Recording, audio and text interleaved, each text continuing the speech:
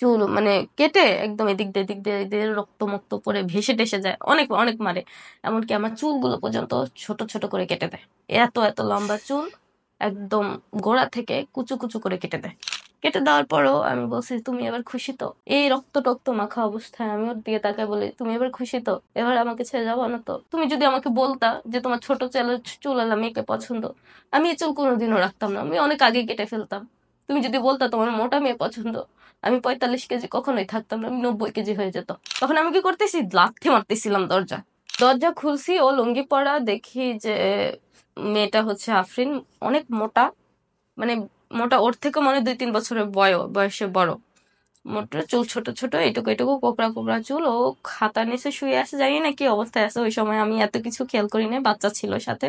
আমার স্বামীকে দেখি তো আমি অবাক, লুঙ্গি পরা। সে আমাকে দেখে, রূপা তুমি এখানে? আমি ইন্ডিয়ার লাভ জিহাদের গল্প শুনেছি যে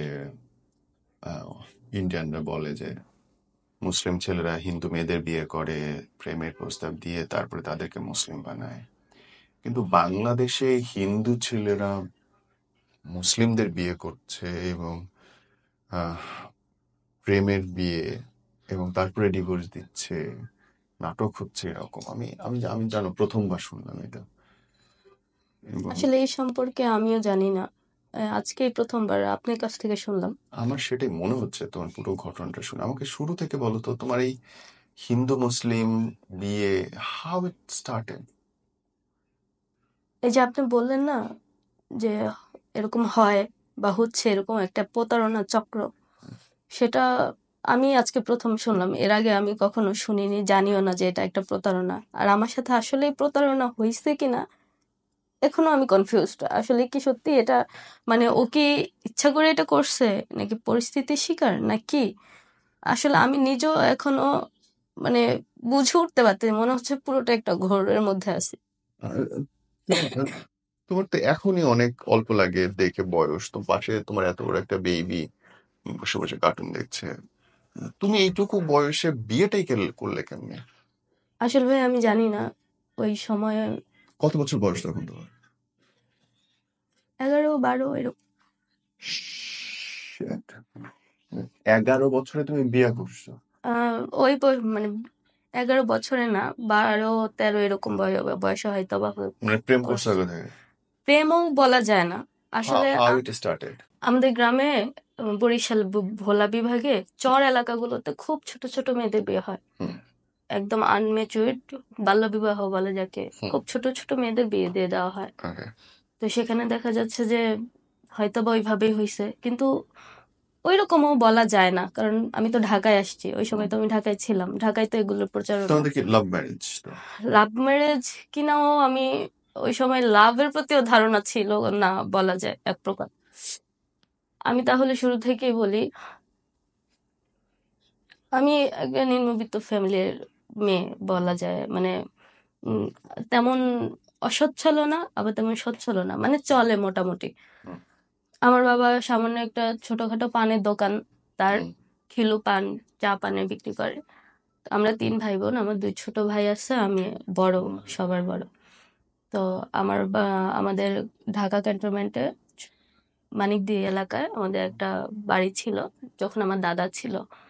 তো কিছু ফ্যামিলিগত প্রবলেমের কারণে আমার দাদা মারা যাওয়ার পর আমাদের ওই বাড়িটা বিক্রি করে দেওয়া হয়। হুম দেওয়ার পরই আমার ফ্যামিলি নিয়ে আমার বাবা গ্রামে চলে যায়। হুম তো ওখানে হচ্ছে রীতিমতো অনেকটা কষ্টের একটা জীবন ছিল। হুম এরকম যে আমরা দুপুরবেলা ভাত রান্না করলে দুপুরবেলা ভাতের মারটা খেতাম, রাতের বেলা ভাতটা খেতাম, হুম এরকম ছিল অবস্থাটা। তো তখন হচ্ছে আমি, আমার খালামণি যেখানে থাকে, আমার খালামণি মানে আমার মার ইমিডিয়েট ছোট, আমার মারা 5 বোন। তো ওই খালামণি ছোটবেলা থেকে আমাকে অনেক স্নেহ করে, আমি তাকে মায়ের মতোই জানি। মানে আমার মা, উনি সেম আমার কাছে। হুম। এরপরে হচ্ছে আমি ওনার কাছেই থাকতে খুব স্বাচ্ছন্দ্য বোধ করতাম। উনি হচ্ছে থাকে চরে, মাইনকা চর যেটাকে বলে। ওই চরটার নাম হচ্ছে মাইনকা। এই জন্য কি মাইনকার চিপাইছে কথাটা? না, ওটা না, ওই চরের নামই মাইনকা। মাইনকা চর, ওটা হচ্ছে দক্ষিণ আইসা এলাকায়।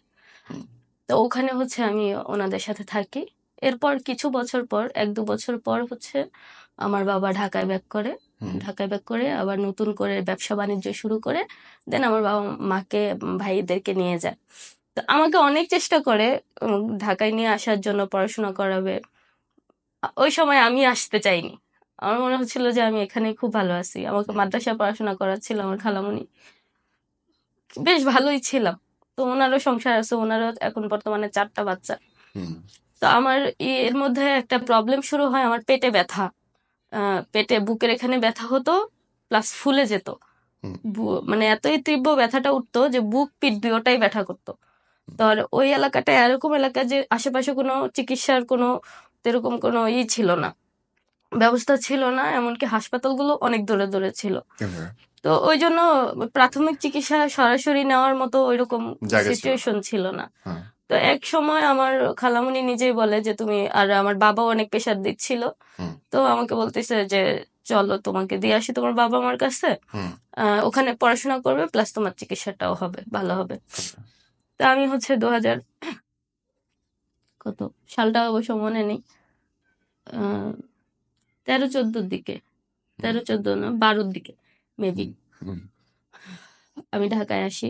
আসার পর হচ্ছে আমাকে ক্লাস তখন 7-এ ভর্তি করানো হয় হুম বালুঘাট উচ্চ বিদ্যালয় ক্যান্টনমেন্টে।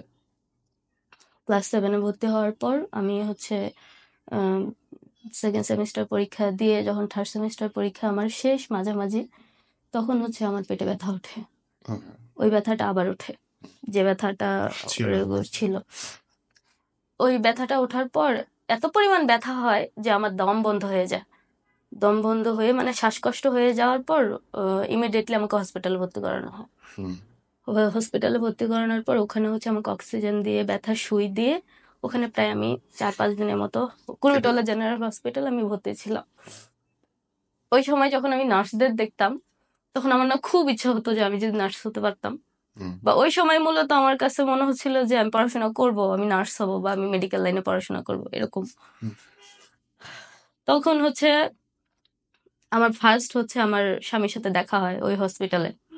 হ্যাঁ তখন আমি জানতে পারি যে সে হচ্ছে ডিপ্লোমা নার্সিং সেকেন্ড ইয়ারে পড়াশোনা করতেছে, মানে সেও স্টুডেন্ট। হুম ওখানে হচ্ছে সে হয়তো বা প্রেজেন্টেশন কিংবা ইন্টার্নির জন্য সে ওখানে আসছে গেছে, আসছে। তো সেখানে হচ্ছে আমি যখন আমাকে যখন ক্যানোলা করানো হয় তখন তারা এক এক অনেকবার মানে অনেকবার অনেকবার পুশ করা হয়। পুশ করানোর পর সে এসে একবারে আমার হাতে ক্যানোলা করে। করানোর পর হচ্ছে আমাকে বেডে শিফট করানো হয়। তো আমি গ্রাম থেকে গেছি তো একটু অন্যরকম ছিলাম অন্য 10টা মেয়ের সাথে, মানে একটু ঘোমটা ঘামটি দিয়ে থাকতাম বা একটু নিজেকে আড়াল যেহেতু মাদ্রাসায় পড়াশোনা করছি গ্রামে, স্কুল পড়াশোনা করিনি, আমি ছোটবেলা থেকে আরবি লাইনে পড়াশোনা করছি। তো সে আমার গেট আপ দেখেই বুঝতে পারছে যে আমি গ্রামের খ্যাত একটা মেয়ে। হয়তোবা এই ইনোসেন্স বিষয়টাই তার অনেক ভালো লাগছে এখন মনে হচ্ছে। মানে সে বিয়ের পর আমাকে বলছে এই কথাগুলো। আর আমার চুলগুলো অনেক লম্বা ছিল, একদম হাঁটু পাড়ে, মানে অনেক লম্বা ছিল। হুম তো ওই ওই ব্যথায় ধস্তাধস্তির সময় আমার চুলগুলো অনেক জটা পেকে যায়, মানে চুল অনেক জট পেকে যায়।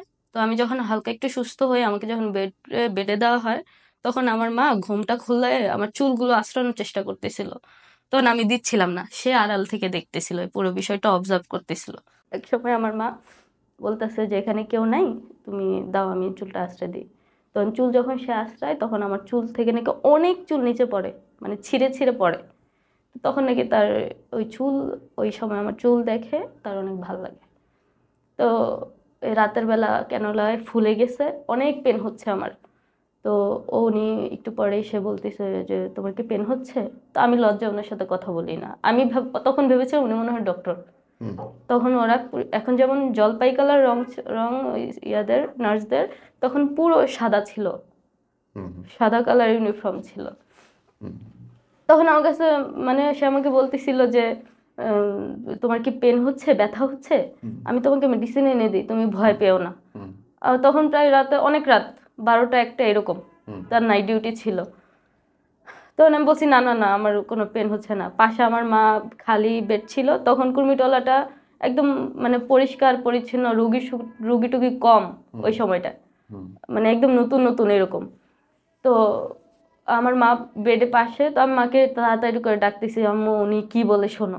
তখন উনি আবার মানে আমার স্বামীর নাম রূপন সরকার, সে বলতেছে যে আন্টি ও মনে হয় ভয় পাচ্ছে, ওর মনে হয় ব্যথা হচ্ছে, আমি একটা ব্যথার ওষুধ এনে দিই, আপনি ওকে খাওয়াই দেন। তো মা বলে আচ্ছা ঠিক আছে। তো আমার এই ব্যথার ওষুধ এনে দিল, আমি খাইলাম, খেয়ে শুয়ে পড়লাম। তো সকালবেলা ভোরবেলা আমার ওয়াশরুম চাপে। তো আমি আমার মাকে বলি যে মা আমি ওয়াশরুমে যাব। তখন মা বলে যে ওখানে ওয়াশরুম, তুমি একা একা যাও, সমস্যা নেই। তো আমি একা একা, একাও যাই না, মা আমার সাথে যায়। মা ওয়াশরুমে দিয়ে সে আবার চলে আসে। তো আমি ওয়াশরুমের দরজা খুলে দেখি যে একটু দূরে মানে আমার স্বামী রূপন দাঁড়ায় রয়েছে। তো আমাকে বলতেছে যে মানে আমাকে সাথে ইন্ট্রোডিউস করতে চাচ্ছে, মানে হাবভাবে বোঝা যায়। এই মুহূর্তে বুঝতে পারতেছি, ওই সময় এত কিছু মাথায় ছিল না। তো আমার কাছে ওকে কেমন বাজে মনে হচ্ছিল, যে ছেলেটা উনি যদি মানে আমার সাথে এত কথা বলতে চায় কেন, নিশ্চয়ই শয়তান লোক, শয়তান বেডা, আসলে তো তাই এরকম মনে হচ্ছিল। কি বলতে আমি বললাম আপনার সাথে আমার কোনো কথা নেই। ও বলে যে তুমি কি করো, কোন ক্লাসে পড়ো, কি আসে বিষয়। তো আমি বলছি আমি কোনো ক্লাসে পড়ি না, আমি গার্মেন্টসে চাকরি করি। ওই সময় আমি এটা বলি যে আমি কোনো পড়াশোনা করি না, আমি গার্মেন্টসে চাকরি করি, আপনি কেন আমার সাথে কথা বলতে চান, আমি কিন্তু চিল্লাবো, আমি কিন্তু আশেপাশে মানুষকে ডাকবো।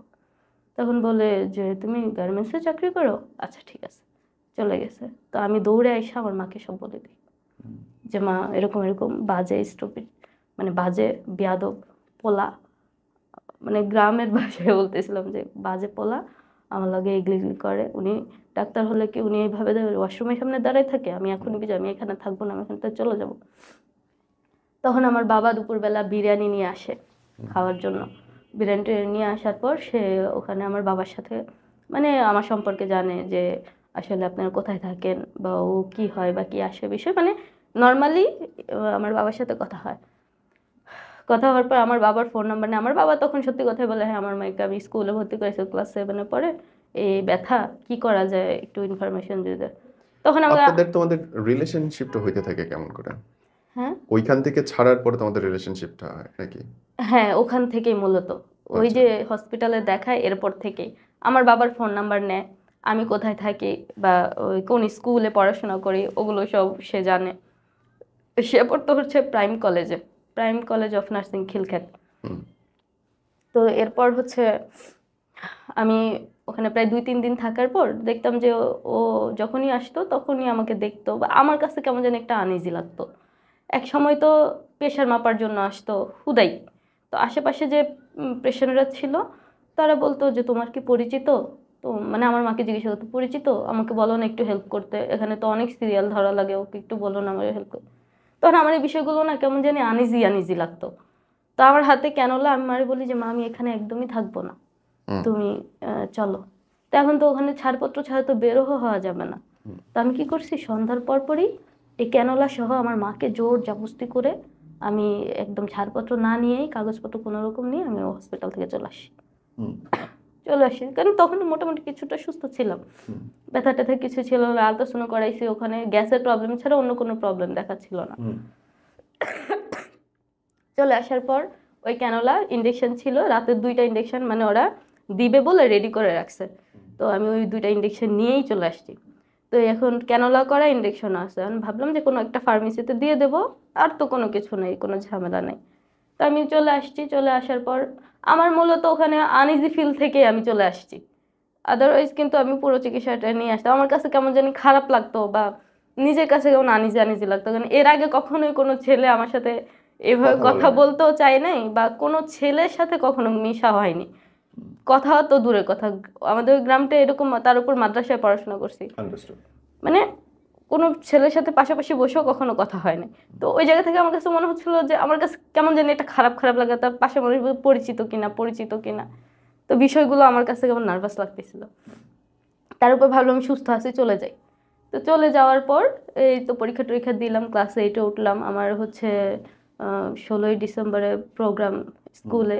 যখন মাদ্রাসায়, একটা সত্য কথা কি ভাইয়া, মাদ্রাসায় স্টুডেন্টদের জীবন একরকম বন্দি থাকে, একরকম বন্দি থাকে, ওরা অনেক কিছু থেকেই বঞ্চিত থাকে, মানে ফ্রিডম থেকে। যখন সে স্কুলে আসে, ছেলে মেয়ে সবার সাথে পড়াশোনা করে, তখন মানে তার ফিলিংসটা অন্যরকম থাকে।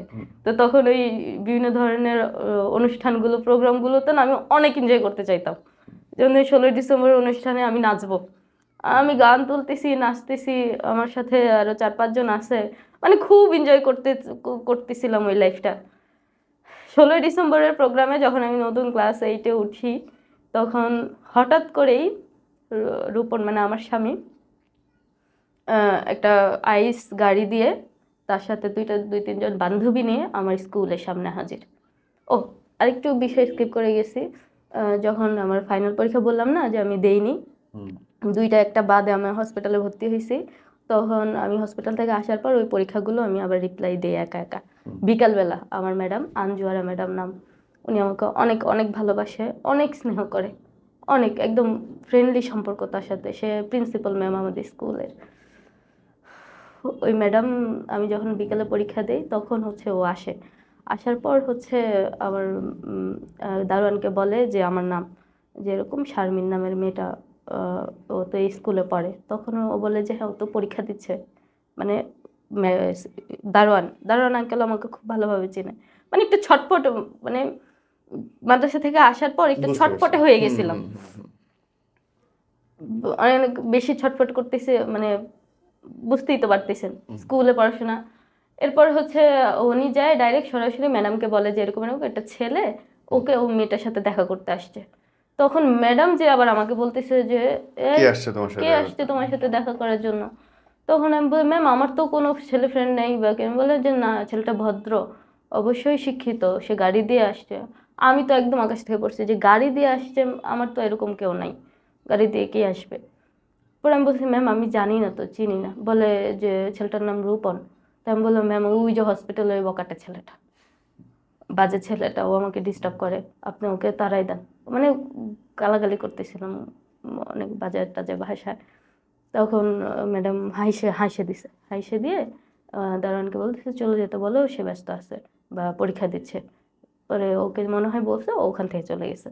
এরপর যখন 16ই ডিসেম্বর আসে তখন সে সে সেম অবস্থায় গাড়ি নিয়ে, দুটা বান্ধবী নিয়ে ওই স্কুলের প্রোগ্রাম অ্যাটেন্ড করতেছে। তখন আমি স্কুলে ওখানে মুক্তির মন্দির ও সোপানো তলে একটা গান আছে, ওই গানটা আমি গাইতেছিলাম। তখন মানে গানের মধ্যে যখন আমি ওকে দেখি আমি স্টপ হয়ে যাই, মানে হাত পা থরথর করে কাঁপা শুরু করে, মানে আমি পুরো বন্ধ হয়ে যাই।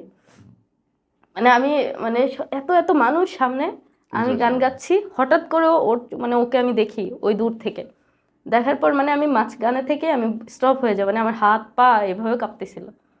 তো কাঁপতে মানে গান স্টপ হয়ে গেছে, মানে বললো গান গাও গান গাও। আমি বললাম ম্যাম আমি আর গান গাইতে পারবো না। আমি ওখান থেকে নেমে পড়ি, আর কিসের গান কিসের নাচ। তখন আমি ম্যামকে সবাই বলি যে ম্যাম এই ছেলেটা আমাকে এরকম ডিস্টার্ব করে, ওকে দেখে আমি মূলত গান গাইতে পারিনি। তখন ম্যাডাম সরাসরি ওর সামনে আমাকে নিয়ে যায় যে আসলে সমস্যাটা কি তোমার? তখন বলতেছে যে আসলে ম্যাম, মানে রূপন বলতেছে ম্যামকে যে আসলে ম্যাম কোনো সমস্যা নেই, আমরা জাস্ট ফ্রেন্ড, ও হচ্ছে হসপিটাল থেকে আমাদের পরিচয়, ওর বাড়ি টাড়ি তো আমি কিছু চিনি না, ওর বাবার ফোন নাম্বারটা বন্ধ, এই জন্য আমি এমনি আসি, এমনি আমার আমার ঢাকা শহরে তো কেউ নাই, আমি এখানে ব্যাচেলর থাকি, তো ওরা সবাই অনেক ভালো, ওই জন্য মূলত আমি এমনিতেই আসলাম, আদার্স অন্য কিছু না। তখন ম্যাডাম আমার বাবাকে ফোন দিচ্ছে, আমার বাবাকে ফোন দিয়ে বলতেছে যে এরকম একটা ছেলে তুমি কি চিনো, আপনি কি চিনেন? তখন বলতেছে যে হ্যাঁ ও তো হসপিটালে দেখলাম জব করে, ডাক্তার না কি হয়। তখন কিন্তু আসলে ডক্টর মক্টর কিছুই না, ও একজন নার্স, মানে ব্রাদার যেটাকে বলে, সে স্টুডেন্ট, মানে ইন্টার্নি স্টুডেন্ট। তখন বলতেছে যে এরকম এর আগেও দুবার আসছে, মানে ওর সামনেই কিন্তু কথা হচ্ছে, আর আমি তো রেগে মেগে রীতিমতো মুখে যা আসতেছে তাই বলতেছি। তখন ওর মতো চলে গেছে ম্যাডাম, রেখা ও ওর মতো করে চলে গেছে এই। এরপরে হচ্ছে স্কুলের সাথেই হচ্ছে আমাদের বাড়ি, এটা টিন সেট বাড়ি, মানে সরাসরি বাড়িগুলো থাকে না, পাশাপাশি রুম, অনেকটা কি বলে চারপাশে দেওয়াল, উপরে হচ্ছে টিন, পাশাপাশি ফ্যামিলি থাকে আর কি, ওখানে থাকি। তো এরকম এক কথা দুই কথা আমার বাবার ফোনে হচ্ছে ও বাবার সাথে আমার সম্পর্কে জানা, মানে আমি ঠিক আছে কিনা, আমার পেটে ব্যথা কেমন আছে, কি আসে বিষয়, বা কোনো প্রয়োজন লাগলে হেল্প লাগলে আমাকে ফোন দিয়ে আমাকে জানেন। মানে আমার বাবার সাথে খুব ভালো আন্ডারস্ট্যান্ডিং আমার সাথে কথা বলার আগে। এরপর হচ্ছে একদিন আমি যখন ক্লাস 8-এ ক্লাস শুরু করতেছি, মানে পড়াশোনা করতেছি। তখন একদিন ছোট্ট একটা বাচ্চা, ইয়া মোটা হেলদি, তো দৌড়ে আমার দিকে আসতেছে। টিফিন টাইমে আমি ফুচকা খাইতেছি, দৌড়ে আসতেছে, কি হাতে একটা চিরকুট, চিরকুটে লেখা ছিল হচ্ছে, দৌড়ে আসতেছে না, এত গুলুমুলু দেখতে।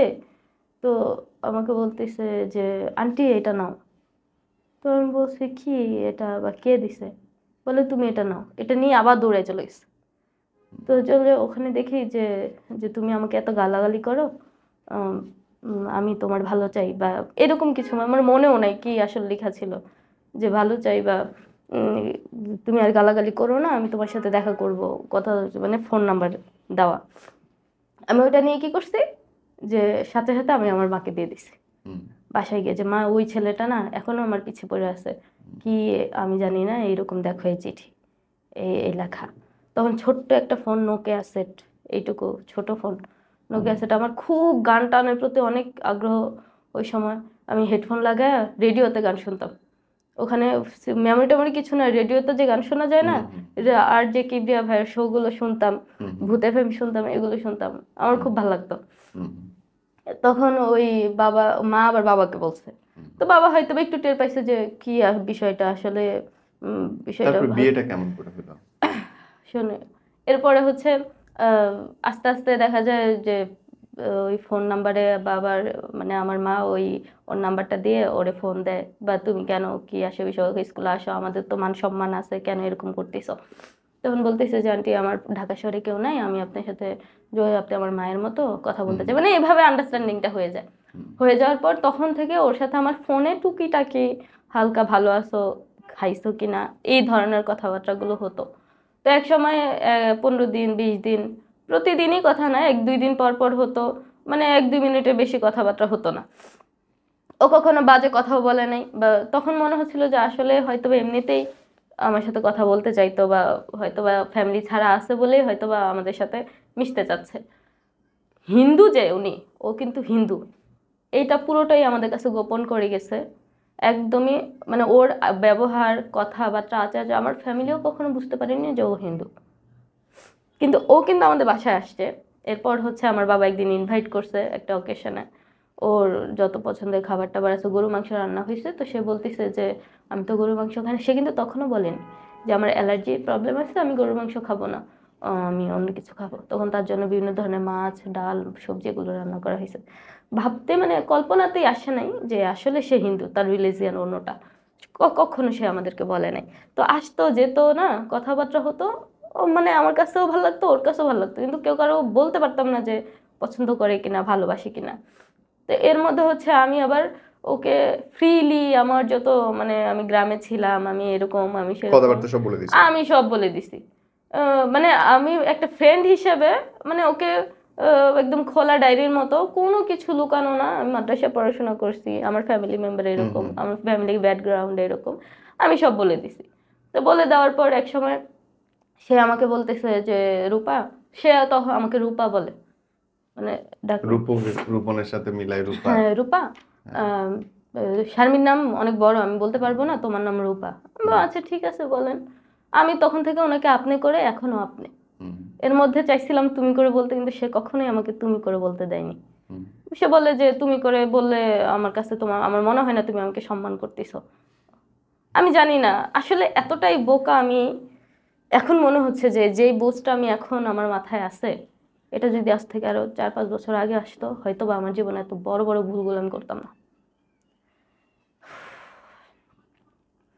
এরপর হচ্ছে এই তো কথাবার্তা হতো। যখন বিয়ের কথাবার্তা হইতেছে তখন। বিয়ের কোনো কথাবার্তাই হচ্ছিল না, তাহলে? হঠাৎ করে একদিন আমার মা আমাকে কোনো এক কারণে উম, অনেক মারধর করে। হ্যাঁ। মারধর করার পর আমি অনেক কান্নাকাটি করি, ও ওই সময় ফোন দেয়। তো আমি বলতে কি হয়েছে, কি হয়েছে? তো আমি বললাম আমার আম্মু এরকম আমাকে মারছে। তখন বল তোমাকে তো এখানে রাখা যাবে না, তোমাকে তো এখানে রাখা যাবে না। আহ, কবে না কবে কি হয়ে যায় না হয়ে যায়, মানে একটু বেশি এক্সট্রা কেয়ার যেটাকে বলে, এখানে তো রাখা যাবে না। তো আমি বললাম যে কেন রাখা যাবে না? বলে তুমি ছোটবেলা থেকে গ্রামে বড় হইছো, এখানে তো এত কিছু বোঝো না। আমি না গ্যাস কিভাবে জ্বালায় সেটাও জানতাম না। হুম, মানে এর আগে তো কখনো গ্যাসে রান্না করি না, চুলায়, মাটির চুলায়, ওটা জানতাম না। তো হতে এখন পারে। গ্যাসে যখন এক সময় যখন জ্বালাই, অনেকক্ষণ গ্যাস জ্বলে কিন্তু গ্যাসটা ভোপ করে ওঠে।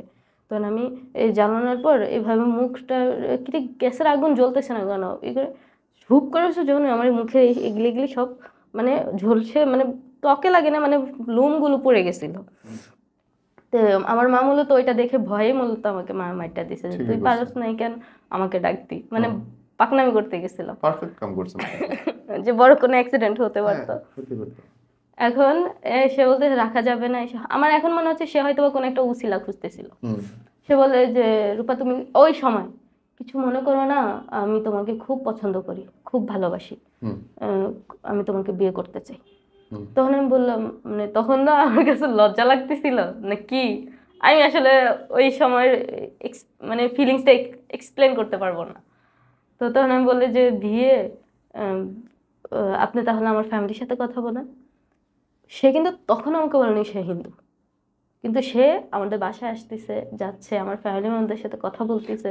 ততদিনে কি তোমাদের মেলামেশা হচ্ছে নাকি মেলামেশা না হয়? না, কোনো মেলামেশা টেলামেশা কিছু নেই, সে জাস্ট আমার হাতও টাচ করেনি কখনো, ওকে বা আলাদা কখনো বাইরে বেড়াতে যাব সেটাও কখনো হয়নি। ওকে। সে কিন্তু বেড়াতে কখনো যাওয়া হয়নি, বাসায় আসতো, বা আমার বাবা ইনভাইট করলে, বা সে নিজে ইনভাইট নিয়ে আসতো যে আঙ্কেল আমার বন্ধ আছে আমি আসতে চাই, এই আমার বাবা তখন সহজ সরল বল ঠিক আছে আসো।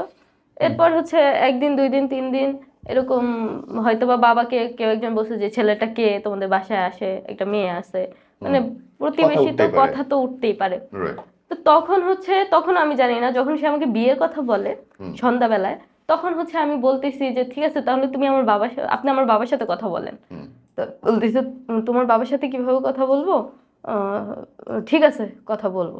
হুম তখন আমার বাবা পরে কিছুদিন পর আমাকে বলতেছে যে উম, তুই রূপনকে বলে দিস যেন আমাদের বাসায় না আসে। তো হুম আমি বললাম কেন বাবা, বলে এরকম এরকম, আশেপাশে মানুষ আমাকে জিজ্ঞাসা করে, আমি কি বলবো, সে তো আমাদের রক্তের কেউ না, হুম এখন আমারও তো ছেলে পেলে আছে, মান সম্মান আছে। তো আমি বললাম তুমি তাহলে বলে দাও, রাইট। তুমি তাহলে বলে দাও। তো এক সময় সে আমার বাবাকে বলো, বাবা ওকে ফোন দিয়ে বলে যে এমন এমন তুমি আর এসো না, আমারও তো মানুষ, আমার মেয়ে আছে।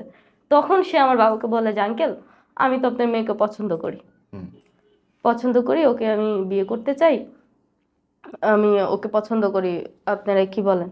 তখন বলে যে তুই, আমার মেয়ে তো এখনো ছোট, তুমি, তোমার যদি একান্তই এত আগ্রহ থাকে, মানে অনেক কথা হয় এদের মধ্যে, একান্তই যদি আগ্রহ থাকে তাহলে কাবিন করে রাখো। কাবিন করে রাখো বা এঙ্গেজমেন্ট কিছু করে রাখো। ও আবার এইটাও বলে যে আপনাদের এলাকায় তো মেয়েদের ছোট ছোট অবস্থাতে বিয়ে দিয়ে দেওয়া হয়, এই জন্য মূলত আমি আপনাকে বলছি, কারণ আমি তো এখন স্টুডেন্ট। পরে বলতেছে আচ্ছা তোমার যেহেতু এতই আগ্রহ তাহলে তুমি তোমার ফ্যামিলি মেম্বারদেরকে আনো। তখন সে আমার বাবাকে বলছে যে ঢাকায় সাভারে তার নাকি কোন মামা থাকে, হুম তার মামাকে নিয়ে আসবে। তো তখন তো আমি মহা খুশি যে আমার বাবাও বিষয়টা পুরোটা জানলো। দেখা সাক্ষাৎ কিন্তু কিছুই না। তো কথাবার্তা বলার পর একদিন সে আমাকে বলতেছে রূপা, যমুনা ফিউচার পার্কে বসুন্ধরা আসো, তুমি তো কখনো বাইরে ঘোরাঘুরি করোনি, আসো আমরা দেখা করি। তো আমার মার এই পুরো বিষয়টা আমি অবশ্য মানে ভিতরে না কিছু রাখতে পারি নাই ওই সময়, মানে আমি সব মাকে বলে দিই, মানে যা আর কাউকে না বলি, মাকে সব কিছুই বলি। তো মা আমাকে 100 টাকা দিল, 100 টাকা দিয়ে সুতির একটা 3 পিস আমি পরলাম, মাথায় চেটচেটে তেল, ঘুমটা ঘুমটি দিয়ে একটা রিক্সায় ধরে আমি কুর্মিটোলার সামনে চলে যাই, কারণ ওই জায়গাটা ছাড়া আমি অন্য কোনো কিছু চিনি না। ওখান থেকে সে আমাকে পিক করে দেন হচ্ছে আমাকে বাসে চড়ে একদম যমুনা ফিউচার পার্কের সামনে নিয়ে যায়। তো চলন্ত সিঁড়িগুলো হুম জীবনে তো কখনো দেখিনি, আমি তো উঠতে পারি না, ও আমার ওই প্রথম আমার হাত ধরে জোর করে উঠাইছে যে আর নামতে পারি না। হুম। মানে কি একটা বিশ্রী অবস্থা ছিল ওখানে, মানে ওখানে দারোয়ান টারোয়ান সিকিউরিটি গার্ড মার্ড সবাই জড়ো হয়ে গেছে, আমি ভ্যাভে করে কান্না করতেছিলাম। তখন ও বলতেছে ভয় পেয়ে না, ভয় পেয়ে না, আমি আছি, ও আমার শক্ত করে হাত ধরে রাখতেছিল, আবার নামছি। তো ওই ছিল আমার প্রথম মানে ফার্স্ট এক্সাম, মানে কোনোদিনও ভুলবো না ওই দিনটার কথা। এরপর মূলত ওই ঢাকা শহর আমাকে চিনায়, মানে একরকম ছোটবেলা থেকে বড় করে, মানে এত চালাক বলেন ওই সব।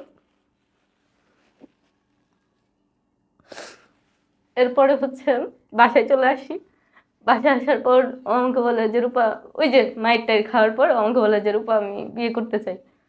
তো আমি বলছি আচ্ছা ঠিক আছে। তখন সে আমাকে বুদ্ধি দিল কি যে রূপা একটা কথা বলি, তুমি কিছু মনে করো না, আমি কয়েকদিন ধরে বলতে চাচ্ছি। আমি বললাম কি? বলে যে চলো তুমি আর আমি গোপনে বিয়ে করে ফেলি, গোপনে বিয়ে করি, তোমার বাবাকেও জানাবা না, আমার ফ্যামিলি মেম্বারকে জানাও, তুমি আমি বিয়ে করে ফেলবো। যখন দেখবো যে তোমার বেশি সমস্যা হচ্ছে বা আমার বেশি সমস্যা হচ্ছে তখন পুরো বিষয়টা ফ্লাশ করে দেবো, চলো আমরা বিয়ে করে ফেলি। জানি না ভাইয়া মাথায় ভূত উঠছিল কিনা, বলছে আচ্ছা ঠিক আছে চলো বিয়ে করে ফেলি। বিয়ে কিভাবে করে কখনো তো সামনাসামনি দেখিনি। আমি মুসলিম বিয়েও, আমি আমাদের গ্রামে যেভাবে বিয়ে পড়ায়, মেয়ে এক জায়গায় থাকে ছেলে এক জায়গায় থাকে, কবুল কিভাবে বলেন আমি কিছুই জানি না। কখনোই মানে ওই ধরনের আনুষ্ঠানিকতাভাবে আমি বিয়েও কখনো দেখিনি। গ্রামে দেখতাম কি এই ঘরে মেয়ে এই ঘরে ছেলে, ছেলে কি কবুল টবুল বললো, মেয়ের কোনো অনুমতি ছাড়াই দেখলাম বিয়ে হয়ে গেছে। হুম। এরকম গ্রামে আমি যেটা চোখে দেখছি। তো আমাকে একদিন শুক্রবারে বলতেছে, বৃহস্পতিবার ফোন দিয়ে বলতেছে রূপা আমরা কালকে বিয়ে করবো, চলো তুমি কালকে এসে পড়ো। আমার তো বিয়ে নিয়ে অনেক স্বপ্ন, আমি সাজুগুজু করবো, শাড়ি পরবো, এই পরবো সেই পরবো। তখন বলে যে আচ্ছা তুমি শাড়ি পরে এসো। তো আমি বললাম তো আমার তো কিভাবে বেরোবো বাসা থেকে। তো বল তুমি মাকেই বললো যে তুমি আমার সাথে দেখা করতে আসছো।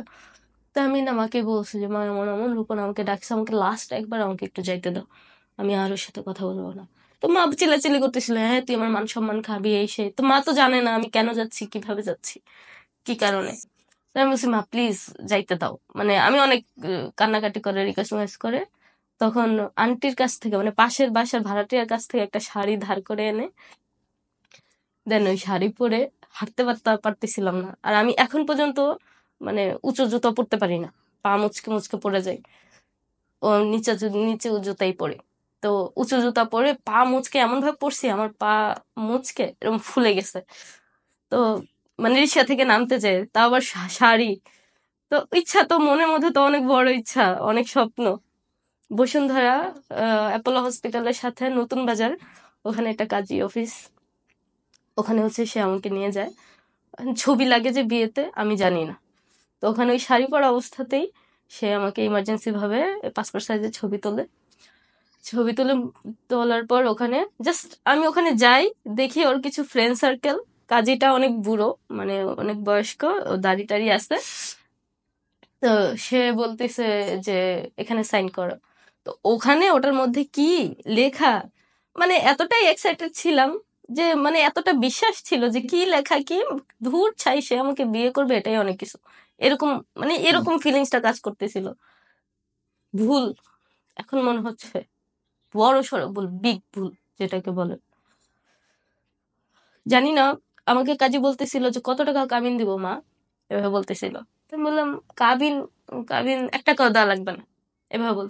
তখন ও বলে যে না এখনকার যুগে 1 টাকা মানে কি, কি আসে বিষয় ওকে বলতেছিল। ওখানে যে ও হিন্দু সেটাও আমি জানি না, জানি না কাজী কেউ কিভাবে কি করছে না করছে, এতগুলো মানুষ, মানে বললাম না মাইন্ডের বাইরে, যে এত বড় একটা সত্য যে লুকানো ওই সময় পর্যন্ত জানি না। এরপরে হচ্ছে আমাকে বলতেছে যে না মা এটা তো হয় না, আমি পরে ফেসে যাব। তখন ও বলতেছে যে লেখেন 20 লাখ।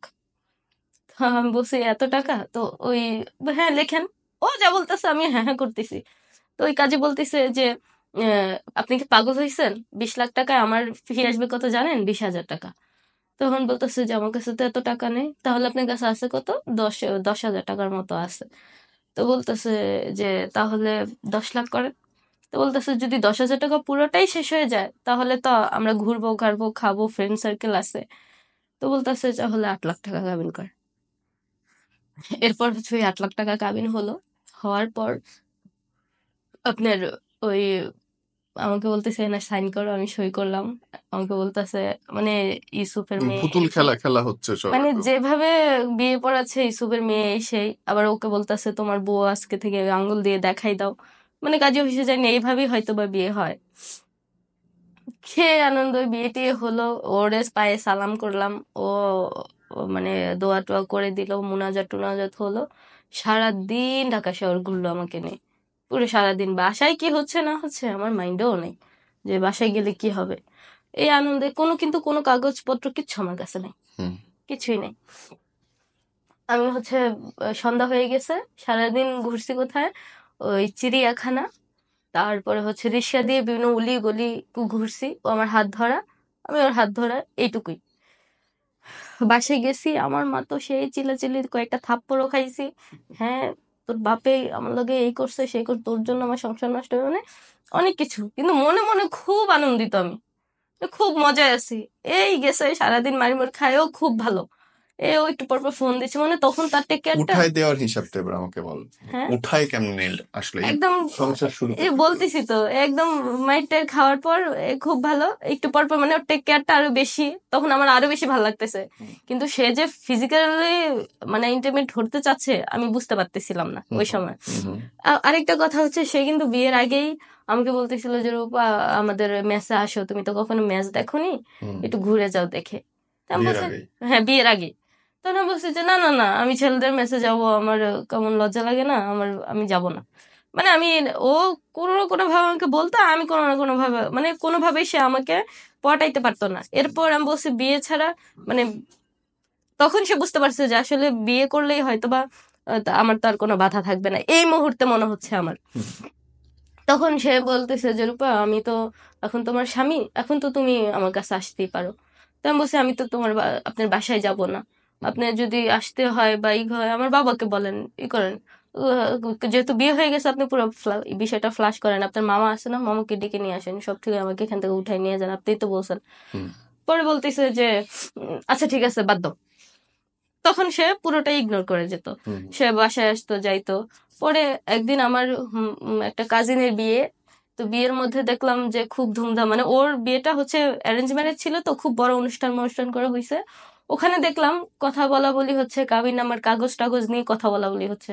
তো তখন আমার মনের মধ্যে কিউরিয়াসিটি জাগলো যে আমারও তো এরকম হয়েছে, আমার কাবিন কই। তখন ওকে আমি বললাম যে আচ্ছা কাবিন নামা কই, আমার আমার যে বিয়ে হয়েছে আমার তো কিছু নাই, তোমার কাছে কি কোনো পেপার আছে, আপনার কাছে কি কোনো পেপার আছে? বলে যে না, পেপার তো এখন উঠানো যাও না, পেপার উঠাইতে আরো 6 মাস 1 বছর সময় লাগবে, তোমার তো বয়স কম। দেখেন, তো আমি বলছি যে না কিছু তো একটা দেয়।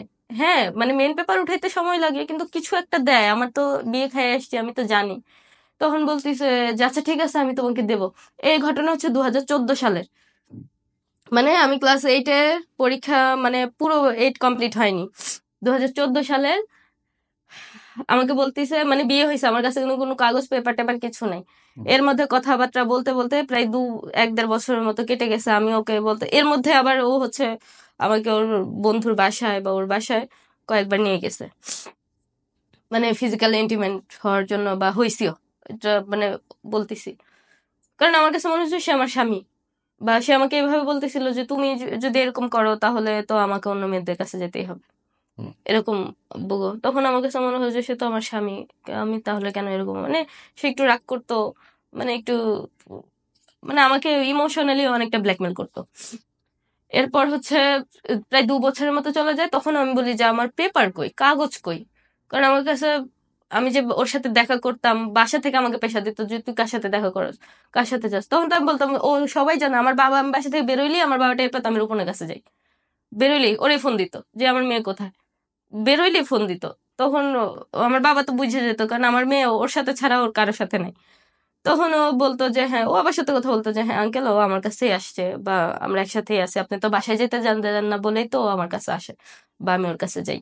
যদি বাসায় যেতাম তাহলে তো আর আলাদাভাবে আমাদের দেখা করা লাগতো না।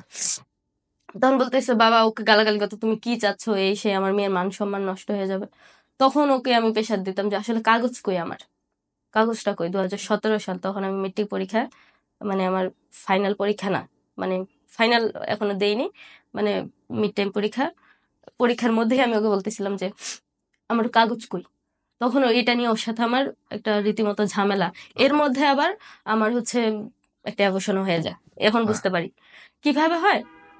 আমার হচ্ছে প্রায় 2-3 মাস যাবত হচ্ছে মিস। তো আমি না ভয়ে, এই ফার্স্ট এরকম ভয়ে কাউকে বলতেও পারতেছি না। তো এখন ও আবার আমাকে প্রায় মানে প্রতি মাসে জিজ্ঞাসা করে যে রূপা তোমার ঠিকঠাক মতো হচ্ছে তো? তো আমি বলছি হ্যাঁ হচ্ছে, বাট এই মাসে না এখনো হয়নি। বলে সমস্যা নাই, হয়ে যাবে। তো পরের মাসে হ্যাঁ রূপা হচ্ছে তো? আমি বললাম না, এখনো তো হয়নি। তখন তো ও তো মেডিকেল পার্সন, ওর প্রায় ফাইনাল ইয়ার শেষ, ও এখন জবের জন্য ট্রাই করতেছে, কাউন্সিল পরীক্ষার সামনে এরকম। ও বুঝে যেত কোনো না কোনো ভাবে। আমার কাছে না যে মানে কনসেপ্ট করলে যে মেয়েদের শারীরিক প্রবলেম হয়, মাথা ঘোরায়, বমি হয়, হুম আমি না কিছুই ফিল করি না। আমার কাছে কেমন ক্লান্ত লাগতো আর খুব ঘুম পাইতো। হুম মানে আমি যে কনসেপ্ট করছি আমারও মানে এতটাই গাধা আমি যে মাথায় নাই যে আমি হয়তো বা কনসেপ্ট করছি ওই সময়। হুম ও কিভাবে বুঝে যেত, ও বলতেছে রূপা আমি তোমাকে একটা মেডিসিন দেবো, দেখবো খেলে পিরিয়ড হয়ে যাবে, তুমি এটা নিয়ে কোনো চিন্তাই করো না। আহ, অনেক সময় রক্ত স্বল্পতার কারণে এরকম হয়। তো আমি বলছি আচ্ছা ঠিক আছে। তো আমি পাশে বসাই আমার এই 4টা ওষুধ একসাথে খাওয়াই দিত। ও বাবা 4টা ওষুধ একসাথে খাওয়াই দিত বলতে মুখের 2 পাশে রেখে বলে কিছুক্ষণ রেখে দাও, হুম রেখে দাও দেখবা তোমার ভালো লাগবে। এত গ্যাস আমার খুব খারাপ লাগতো। বললো না না বমি করা যাবে না, কোনোভাবে বমি করা যাবে না, এটা খাও, আমার জন্য লেবু শরবত টরবত, মানে ও প্রিপেয়ার থাকতো। খাওয়াই দিত বলে এবার বাসায় যাও, রাত্রে বেলা কিন্তু জানাবা, দেখবা কয়েক ঘন্টার মধ্যে তোমার পিরিয়ড হয়ে যাবে। ঠিকই বাসায় আসছি। আহ, মানে যখন ওয়াশরুমে যাই তখন, ওয়াশরুমে গেছি তখন দেখি আমার ব্লিডিং হয়ে গেছে। তখন তো আমি মনে করি মানে এত পেন ভাইয়া, যদি জানতাম ওই সময়, যদি এইটুকু বুদ্ধি আমার থাকতো, হয়তো বা সবাই বলতে পারে যে তুমি তো, তোমার শরীর তুমি বুঝলা না, আপনি তো বুঝবা না। অনেক ছোট মানুষ তখন, কিন্তু ক্লাস সত্যি এইটে কথা, পড়া একটা মেয়ে কি বুঝবে? সত্যি কথা ভাইয়া, আমি আরে মানে কখনো আমি ভাবতে পারি না আমার স্বামী, মানে যাকে এত বিশ্বাস করি, সে তো সব বুঝতো, সে বুঝতো বলেই তো আমার সাথে এগুলো করতো। সে কোনো ডক্টর চিকিৎসা বিষয় কিছুই না, সন্দেহ যে করবো ওই ধরনের কোনো লাইন ঘাইটি ছিল না। মানে এই যে ব্লিডিং হতো, এত পরিমাণ ব্লিডিং হতো, আমার কাছে মনে হয় হয়তো বা এটাই পিরিয়ড, হয়তো বা অনেকদিন ধরে হচ্ছে না বলে এই ময়লাগুলো বের হচ্ছে। পাগলের মতো ছটফট করতাম যে এত পেন, দরজা বন্ধ, সারা রাত ব্লিডিং হতো।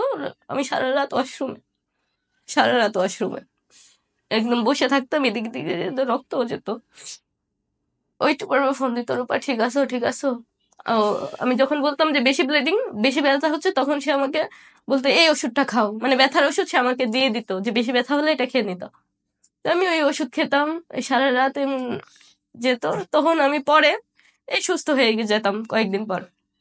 সুস্থ হওয়ার পরও আমাকে বলতো যে, আমি তখন আর কি ওকে মূলত পেশাটা দিছি যে কাগজ কই, এবার আমাকে কাগজ দাও, আসলে কাগজের মধ্যে কি লেখা থাকে আমি এটা পড়বো, আমি দেখবো। তখন 2017 সালে আমি যখন মেট্রিক পরীক্ষা দেই, তখন বলে তোমার তো সামনে পরীক্ষা, তুমি রিল্যাক্স হও, পরীক্ষা টরীক্ষা দাও, রেজাল্ট বের হয়নি আমার কি যেন ওই গার্হস্থ, মানে হুম পরীক্ষার পর আমার পরীক্ষা শেষ, এরপর হচ্ছে আমাকে এই দেয়। ও আমাকে ডাইকে নিয়ে বলে যে এই দেখো তোমার, তুমি যে আমাকে বলো যে আমাদের বিয়ে হয়, আমি কিন্তু তখনও জানি না আমার কিন্তু অ্যাবর্শন হয়েছে, আমি কিন্তু জানি না, ও আমাকে বলেও না, আমি ভাবছি আমার পিরিয়ড হয়েছে, আমি কিন্তু জানি না। এই যে তোমার কাগজ, এই দেখো। তো আমি বলছি এখানে তো পড়তে পারবো না, আমার একদিন সময় দাও, আমি বাসায় নিয়ে বইয়ের মধ্যে রেখে রেখে পড়বো, কেউ জানবে, বলে কেউ কেউ যেন না দেখে খবরদার। আমি বলি, আচ্ছা ঠিক আছে দেখবে না, আমি পরে যখন নেক্সট ডে তোমার সাথে মিট করবো তখন তোমাকে দিয়ে দেবো। তো আমি বাসায় নিয়ে তো খুব এক্সাইটেড আসে যে আমার বিয়ের কাগজ, কি না কি লেখা আছে এটার মধ্যে, আমি একটু পড়বো। ওখানে দেখি ভাইয়া ডেট কিন্তু 17 সাল লেখা, 14 সাল যে আরো 2 বছর আগে যে আমি বিয়ে করছি সেটার কোনো ডেট নেই, 2017 সালের ডেট দেওয়া। তোমার 18 হওয়ার জন্য। আমি জানি না আসলে এর মধ্যে কি, আমি এখনো জানি না। হুম এরপরে হচ্ছে আমি ওখানে পড়ি যে এই মোহাম্মদ, এই ঠিকানা ঠিকানা কি আহ, নিকানামা, উপরে লেখা আছে দলিলের মতো একটা কাগজ, কোনো এটা কাবিন নামার মেন পেপার না কিন্তু। হুম কাবিন নামার যে মেন একটা পেপার থেকে সবুজ কালার, নীল কালার, ওইটা না, জাস্ট দলিলের মতো একটা পেপার, 2 পৃষ্ঠার একটা পেপার। এরপর হচ্ছে আমি বইয়ের মধ্যে রেখে রেখে এভাবে পড়তেছি, একটু পর পর আমার ভাই আসতেছে সন্ধ্যাবেলা, একটু পর পর মা আসতেছে, আমি আবার বন্ধ করে দিচ্ছি, মানে একটু ভয়ে ভয়ে। তখন আমি কি কারণে যেন বইয়ের মধ্যে রেখে বাইরে ওর সাথে ফোনে কথা বলতেছিলাম, ঘরের বাইরে গিয়ে নোকিয়া ফোন দিয়ে ফোনে কথা বলে, এর মধ্যে তো ওই পেপারটা আমার বইয়ে।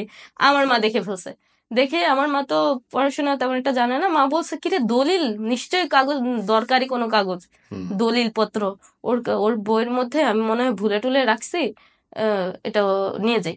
তো হুম আমার মা কি করছে, ওটা নিয়ে আমার বাবা আসছে, বাবার কাছে দিয়ে দিছে। হুম দিয়ে দেওয়ার পর আমার বাবা ওটা পড়ে দেখে যে আরে এটা তো বিয়ের পেপার, হুম বিয়ের কাগজ। হুম বাবা তো ওখানেও এক চট খাইছি মাইর। অনেক কথা, এই আমার একটা মেয়ে, আমার এত স্বপ্ন, তুই এটা কি করলি, এটা কি জানি না শুনি না। আসলে বাবা মারও কোনো দোষ নাই, প্রত্যেকটা বাবা মাই চায় সন্তানের ভালো।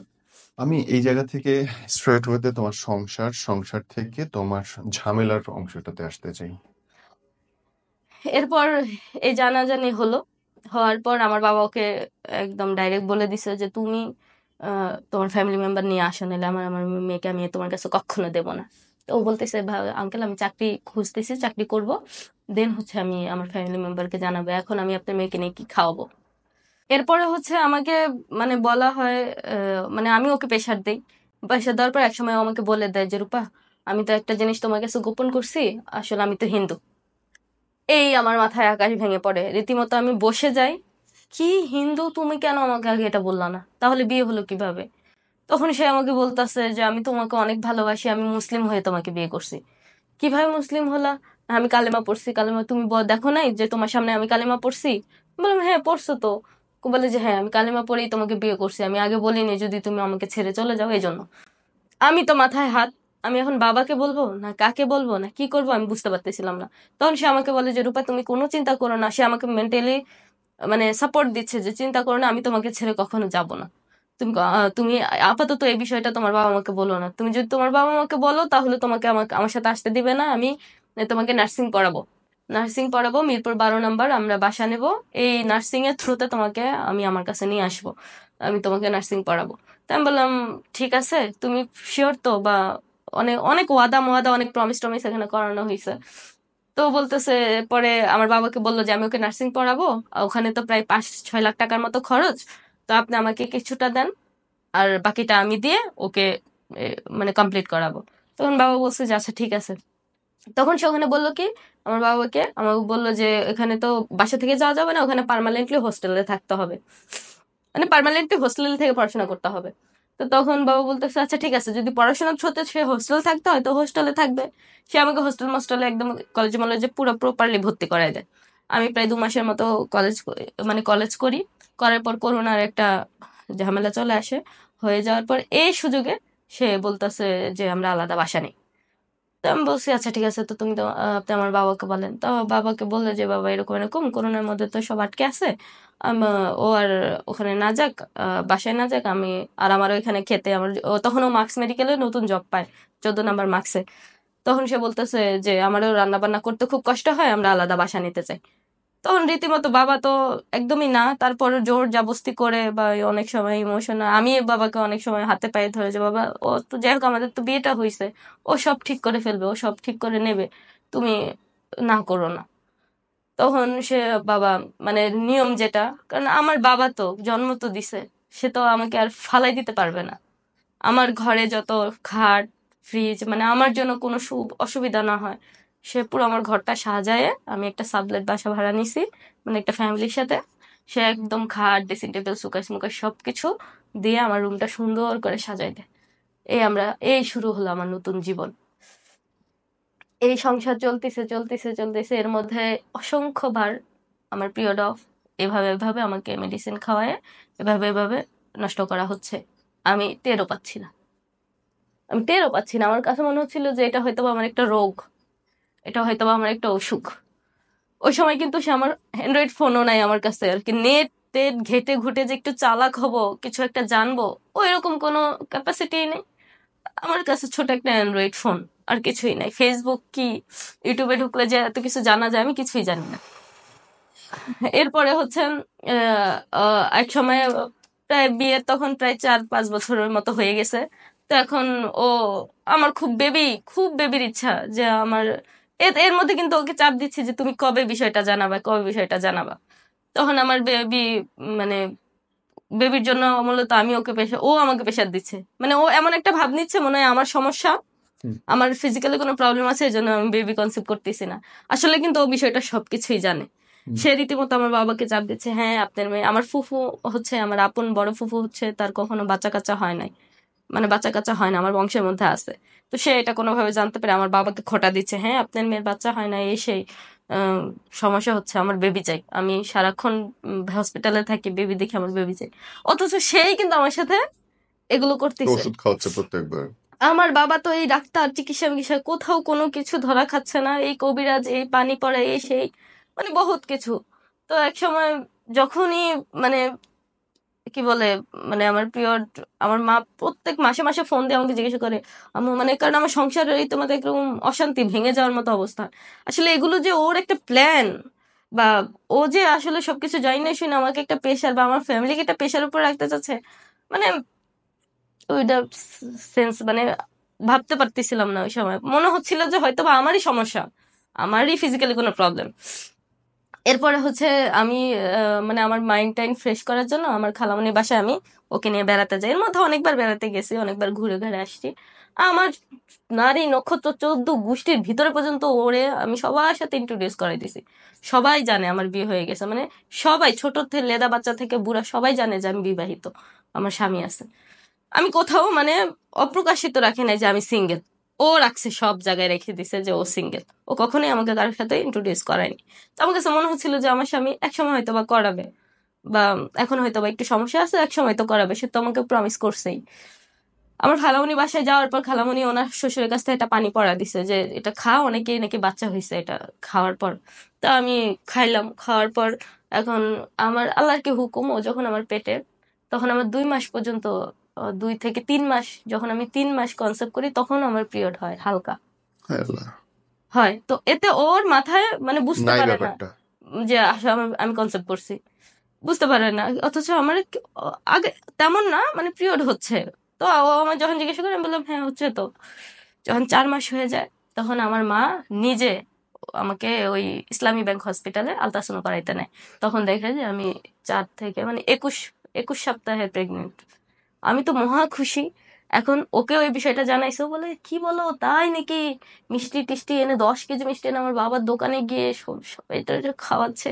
খুব মানে আমার কাছে মনে মানে মা হওয়ার যে আনন্দটা বেস্ট একটা মেয়ের লাইফে, বুঝাতে পারবো না। মানে এর সুখ যে কতটা। কিন্তু আমার স্বামী মনে মনে হয়তো বা ওই সময় অসুখী ছিল, অসুখী ছিল। কিভাবে বলি, সে আমাকে বলতেছে যে ও ওই সময় যখন আলট্রাসাউন্ড করায় তখন ওই ডক্টর বলতেছে যে তোমার কি এর আগে কখনো কি মানে অ্যাক্সিডেন্ট হয়েছে। তখন আমি বলছি যে ম্যাডাম, আমার না এরকম প্রায় সময় মানে পিরিয়ড অফ থাকতো, আমার স্বামী কি যেন একটা ওষুধ দিত, খেলেই আমার পিরিয়ড হয়ে যেত। বলে যে না না, এটা তো সেটার কিছু না, খবরদার তুমি আর কোনো ওষুধ খাবা না। ওষুধ খেলে কিন্তু তোমার লাইফ ফিক্স আছে এখন। তুমি কি জানো এটা কতবার হয়েছে? তুমি বলছি ম্যাম প্রায় সময় হয়, অনেক সময় বছরে 2 বার 3 বার এরকমও হয়, মানে 2 বার হয় 3 বার হয় এরকমও হয়। ও বলতেছে যে তোমার তো শরীরে একদমই রক্ত নাই, তুমি এটা আর কখনো খাবা না, তোমার স্বামীর সাথে বলো আমাকে দেখা করতে। আমার মার সামনে ওইভাবে উনি বিষয়টা ফ্লাশ করে নাই, উনি হুম, নিজেও মানে আমিও তো জানি না যে বিষয়টা কি আসলে কি। হচ্ছে। হ্যাঁ। তো উনি বলতেছে যে তোমাকে আমি বলছি তুমি আর কোনো ধরনের কোনো ওষুধপত্র আমি ছাড়া আর খাবা না, হুম, যেহেতু তুমি আমার আন্ডারে এখন আসো, হুম, আমি ছাড়া তুমি আর কোনো ওষুধ খাবা না বা হুম, কোনো কিছু করবা না। তো আমি বলছি আচ্ছা ঠিক আছে। এই কথাগুলো আমি আবার আমার স্বামীকে বলে দিই হুম, যে এরকম এরকম ডক্টর বলছে কোনো ওষুধ খেতে না, আমার নাকি কি কি সমস্যা হয়েছে, হুম। তোমাকে আপনাকে বলছে দেখা করতে। বলে না, কোনো দেখা করার কোনো দরকার নেই, ঠিক আছে সবকিছুই তো ঠিক আছে আর কোনো। তো উনি ওই ডক্টরের ইয়া বাদ দিয়ে আমাকে নতুন করে ল্যাভিন নামের একটা ক্লিনিকে নতুন করে মানে ওগুলো সব টেস্ট বাদ করে দিয়ে দেয়। টেস্ট হুম, পেস্ট করে মানে নতুন করে আরেকটা ডক্টরের আন্ডার করে দেয়। হুম, মানে আমি ডেলিভারি পর্যন্ত ওনার কাছে চিকিৎসা নেব বা উনি আমার ইয়াতে থাকবে।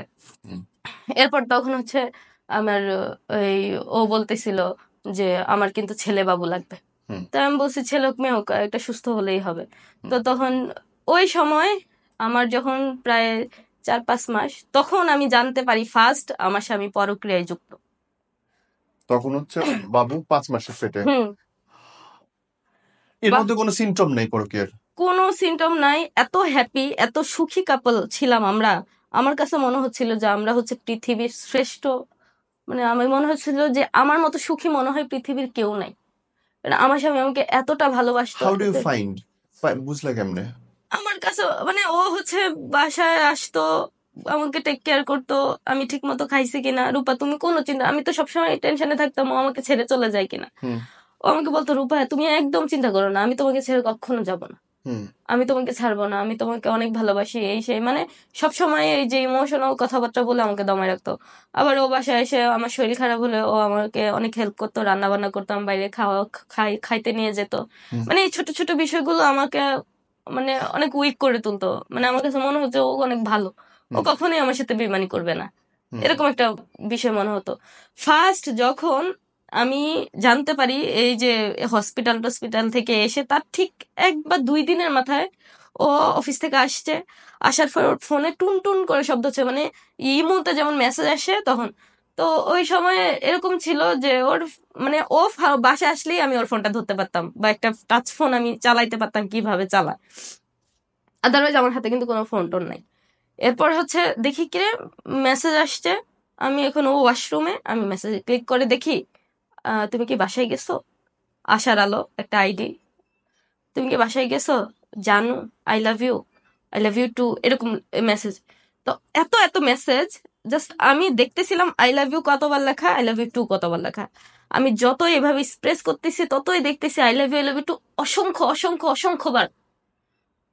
ভাইয়া ওই সময় মানে জানি না এর ভিতরে কি কি ওরা চ্যাটিং করছে, আমার কাছে শুধু ওই আই লাভ ইউ আর আই লাভ ইউ টুটা এতবার চোখে পড়ছে যে আমি আসলে মিলাতে পারছিলাম যে এই ওয়াশরুমের এই মানুষটা কি আমার স্বামী, নাকি এখানে এর মধ্যে মানে হয়তো বা ওর ফোন দিয়ে অন্য কেউ চ্যাটিং করে, অন্য কেউ। আবার ও ওর মেসেজ মানে ও ওর ছবি দিচ্ছে, ও ওর ছবি দিচ্ছে।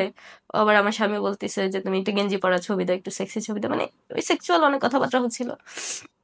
আমি জাস্ট ছবি আর আই লাভ ইউটাই বারবার স্পেস স্পেস করে দেখতেছিলাম। মানে আমি কি এখন আমার স্বামীকে কিছু প্রশ্ন করব, করা উচিত, নাকি আমার কিছু বলা উচিত, বা এই মেয়েটা কে, ওর সাথে সাথে বাসায় ওয়াশরুম থেকে বের হয়ে গেছে, আমি ফোন যে বাসায় রেখে আমি বসে পড়ছি। আমাকে বলতেছে রূপা ঠিক আছো, এবার করে ঠিক আছো, তোমার কি খারাপ লাগতেছে, মানে ও অনেক টেক কেয়ার করতেছে। আবার এমনও হচ্ছে যে আমার যেহেতু আমার শরীরে রক্তমক্ত কম, ও আমাকে ফল ফ্রুট এনে রেখে দিচ্ছে। তারপরে আমাকে বাসায় যখন অফিসে যাই তখন আমাকে পানির জগ দিয়ে যায় যে পানিটা পুরো শেষ করবা, আমি আয়সা দেখে যেন পানিতে 1 ফোঁটা পানি যেন না থাকে, এটা খেয়ে পুরোটা শেষ করবা, এভাবে বলে যায়। আবার বলতেছে মানে মানে নিজেকে তখন অনেক প্রাউড ফিল মনে হয়, মানে অনেক ভাল লাগে। কিন্তু আমি মিলাতে পারছিলাম যে এই মানুষটা কি সেই মানুষটা না, এই মানুষটা। তখন আমি নিজেই কেমন ঘোরের মধ্যে পড়ে যাই, বুঝছেন। এরপর ও যখন আমি অপেক্ষা করি ও কখন আসবে কখন আসবে, তখন আমি হচ্ছে মিরপুর 12 নম্বর 2টা আপুর সাথে থাকি একটা সাবলেটে বাসা ভাড়া নিয়ে। তো তখন আমি না বিষয়টা আমি আপুকে শেয়ার করি যে আপু আমি না ওর ফোনে, মানে এক সমবয়সী ছিলাম তো অনেক আন্ডারস্ট্যান্ডিং ছিল। তো এরকম না ওর ফোনে, ওরা আবার আমাকে দেখে হিংসা করতো যে তোর স্বামী এত টেক কেয়ার করে, দেখিস কেউ যেন ভাগায় না নিয়ে যায়, মানে অনেক ঠেস মেরে কথাবার্তা বলতো। তো আমি বলছি যে না যাবে না, বা আমি অনেক বড় বড় কথা বলতাম ওদের কাছে আমার স্বামীকে নিয়ে, শুধু ওদের কাছে না, আমি আমার ফ্যামিলি মেম্বার আমার কাজিন টাজিন সবার কাছে অনেক বড় বড় কথা বলছি। এই মেয়েটাকে কার সাথে প্রেম করতেছে? ওই মেয়েটা হচ্ছে ওর হচ্ছে স্কুল লাইফের এক বান্ধবী। আমি পরে জানতে পারি ও অনেক বছর পর হচ্ছে ওকে ট্রাই করছে, মানে অনেক বছর পর, প্রায় 12 বছরের 10 বছরের একটা গ্যাপে এই দেন হচ্ছে একটা এক্সট্রা ম্যারিটাল অ্যাফেয়ার নাকি আরো আরো? আরো আছে। এই প্রথম ফার্স্ট আর কি আমি জানতে পারি যে, এটা নিয়ে ওরা জিজ্ঞেস করছিল তুমি যে? আমি কিচ্ছু জিজ্ঞাসা করিনি আমার কাছে, মানে আমি কি ওকে কি জিজ্ঞাসা করব, মানে এতটাই ভক্ত ছিলাম, স্বামী ভক্ত, মানে ওকে যদি কষ্ট পায়, এটা যদি ভুল হয়, মানে এটা যদি ভুল হয়, এটা যে ও যদি কষ্ট পায়, মানে আমি সবসময় ওর সাথে মেপে মেপে কথা বলতাম, ও যেন কোনো বিষয়ে কোনো কষ্ট না পায়। মানে এরপর স্বামীর বলো। 1 দিন 2 দিন 3 দিন আমি ও বাসায় আসলেই খালি অপেক্ষায় থাকতাম, এই যে মনের মধ্যে একটা কুতকুতানি ঢুকে গেছে, এই কিরে কথাবার্তা তো হচ্ছে ঠিকই।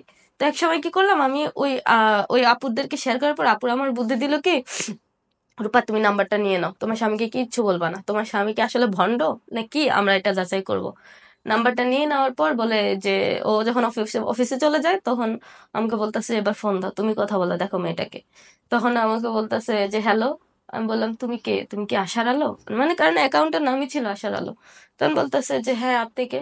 পরে না আমি, যেহেতু ওর ফ্যামিলি মেম্বার কেউ আমাদের এই বিষয়টা জানে না বা ওরা অপরিচিত কেউ জানে না, তখন বলছি যে হঠাৎ করে বলে ফেলছে আমি ওর বড় বোন, মানে ওর গার্জিয়ানের একটা পরিচয় দিছি।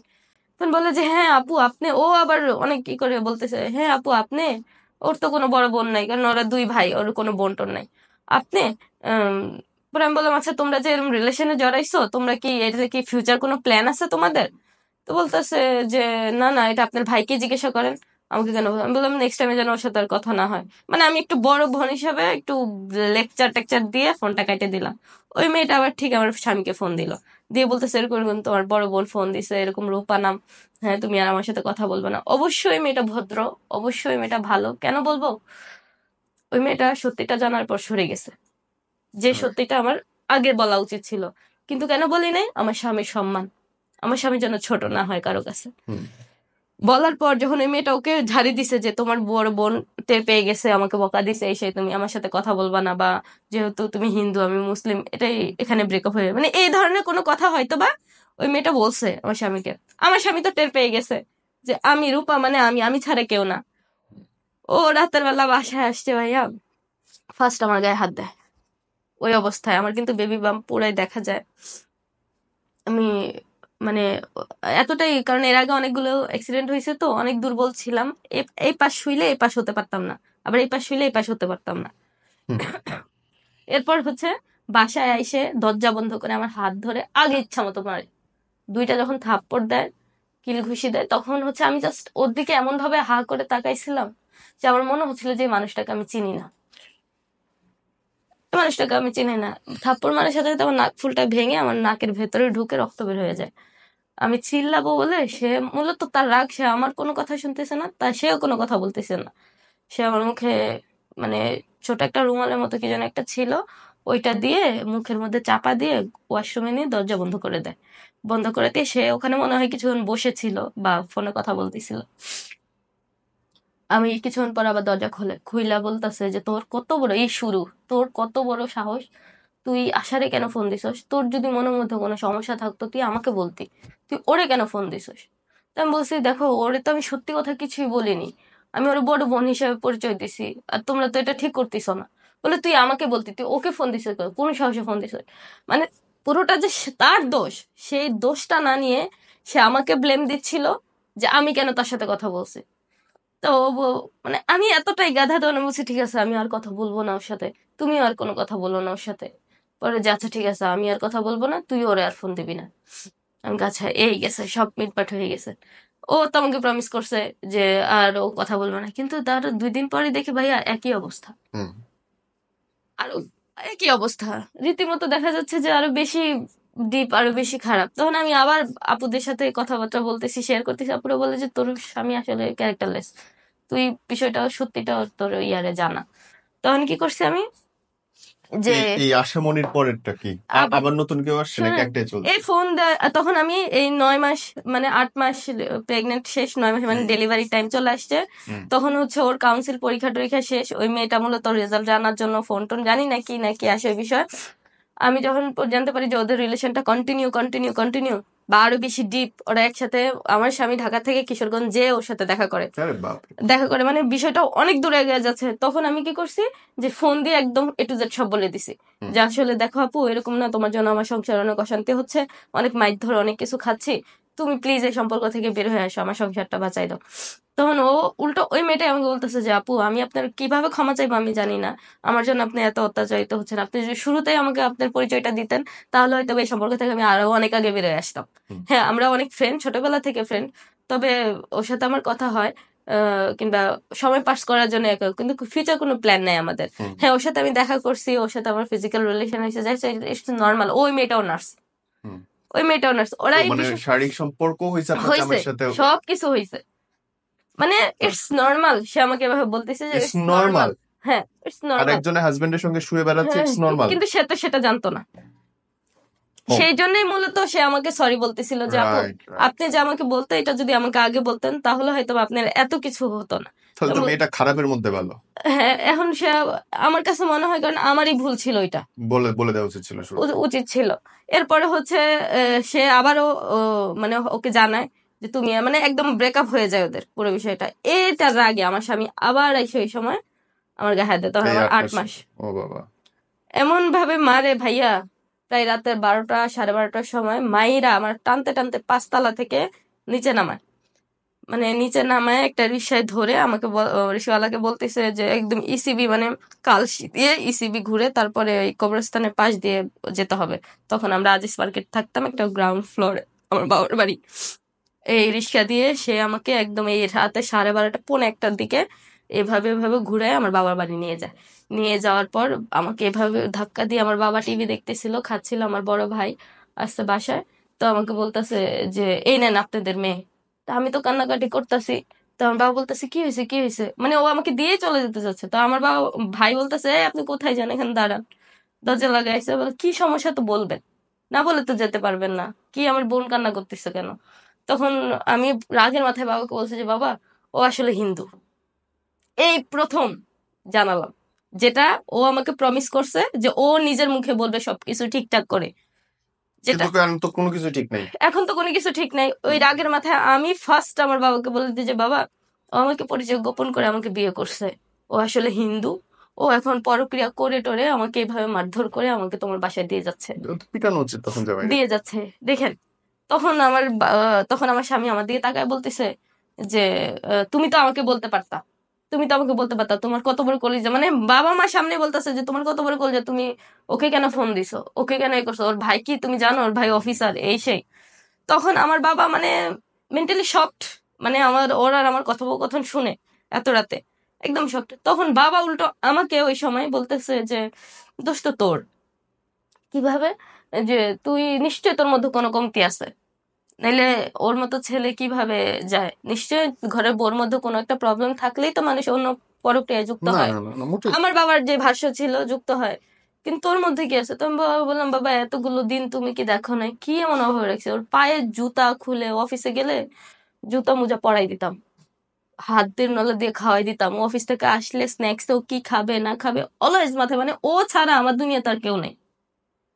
বলে যে তারপরও ও, মানে তাহলে কেন, নিশ্চয় তো সমস্যা আছে, আর ও বাইরে জাহান্নামে চৌরাস্তায় যাক, ও যেমন যা তা করুক, তোর এই ভাত কাপড় ঠিক মতো দেয় তো। পরে আমি বলছি বাবা তুমি এসব কথা কি এটা কি বলতেছো? ধরনের বাপ? মানে ওই সময় আমার বাবা এই কথাগুলো বলতেছিল, জানি না হয়তো বা ওরে ঠান্ডা রাখার জন্য ওর সাপোর্টে কথা বলতেছিল, ঠান্ডা রাখা কি আসলে তো বাইধে মারা উচিত তখন। আমি জানি না। ওই সময় আমার বাবা এই কথাগুলো বলাতে আর ভাই একদম, ভাই কি করলো? আমার ভাই তো আমার ইমিডিয়েট ছোট, সে বাবার উপরে তো কোনো কথা বলবে না। তখন আমার ভাই বলতেছিল যে ভাই আপনার এটা ঠিক হয় নাই, মানে সে আমার বাবার বিপক্ষে গিয়ে বলতেছে যে ভাই আপনি এটা ঠিক করতেছেন না, আপনি এখন প্রমিস করে যান যে আপনার কোনো ঝামেলা করবেন না। তখন আমার স্মার্ট ডান। বাবার সামনে, আমার স্বামী বলতেছিল যে আমি যা করছি ভুল করছি, আমি আর এইগুলোর মধ্যে নাই। তখন এই যে সব আমার বাবা এই রাতের মধ্যে সমাধান করে দিয়ে আমার বাবা আর ওর সাথে আমাকে যাইতে দেয়নি, বলছে ডেলিভারি পর্যন্ত তুমি আমার সাথে থাকো, আমার কাছে থাকো। এই যে ডেলিভারি হলো, বাচ্চা টাচ্চা হওয়ার টওয়ার পর বেশ ভালোই আর কি, প্রায় 2-3 মাস চলে গেছে। এর মধ্যে আবার জানতে পারি অনন্যা নামের একটা মেয়ের সাথে ওর হচ্ছে আবারও একটা রিলেশন চলতিছে, মানে আহামরি তেমন ডিপে যায় না, সবে শুরু হচ্ছে। মেয়ে নাম্বার 2। তখন আমার হাতে একটা অ্যান্ড্রয়েড ফোন আমার বাবা কিনে দেয়। হুম এই তখনই ফেসবুক একটু মনিটর, নেট সম্পর্কে কিছুটা জানা শুরু করি। হুম তখন জানতে পারি অনন্যা নামের একটা মেয়ের সাথে আমার স্বামীর সম্পর্ক সবে চলতিছে, খাওয়া দাওয়া একটু টেক কেয়ার মেক কেয়ার একটু বেশি হুম বেশি হচ্ছে। হুম হওয়ার পর হচ্ছে আমি সাথে সাথে ওই মেয়েটাকে, মানে আগের ভুলগুলো আমি আর করি না, হুম ফোন দিয়ে একদম একটু জেড সব বলে দেয়, এমনকি লাইভ ভিডিও বাপ মেয়ের ভিডিও টিডিও দেখায় কাটসিট করে দেয়। এই তখনও এটা আবারও এক ধাপ মাইর, মানে মারলে সে কম মারে না, প্রচুর মারে ভাইয়া, বাহ। প্রচুর। আর এবং আপনি আমি প্রতিবার মার খাচ্ছেন, প্রতিবারই মার খাচ্ছি, কখনোই পুলিশের কাছে যাচ্ছেন না। কিচ্ছু না। বাহ, আমি ওই সময় জানি না যে পুলিশের কাছে যাওয়া লাগবে, আমি শুধু আমার বাবা মাকে জানাচ্ছি বিষয়টা। ফ্যান্টাস্টিক।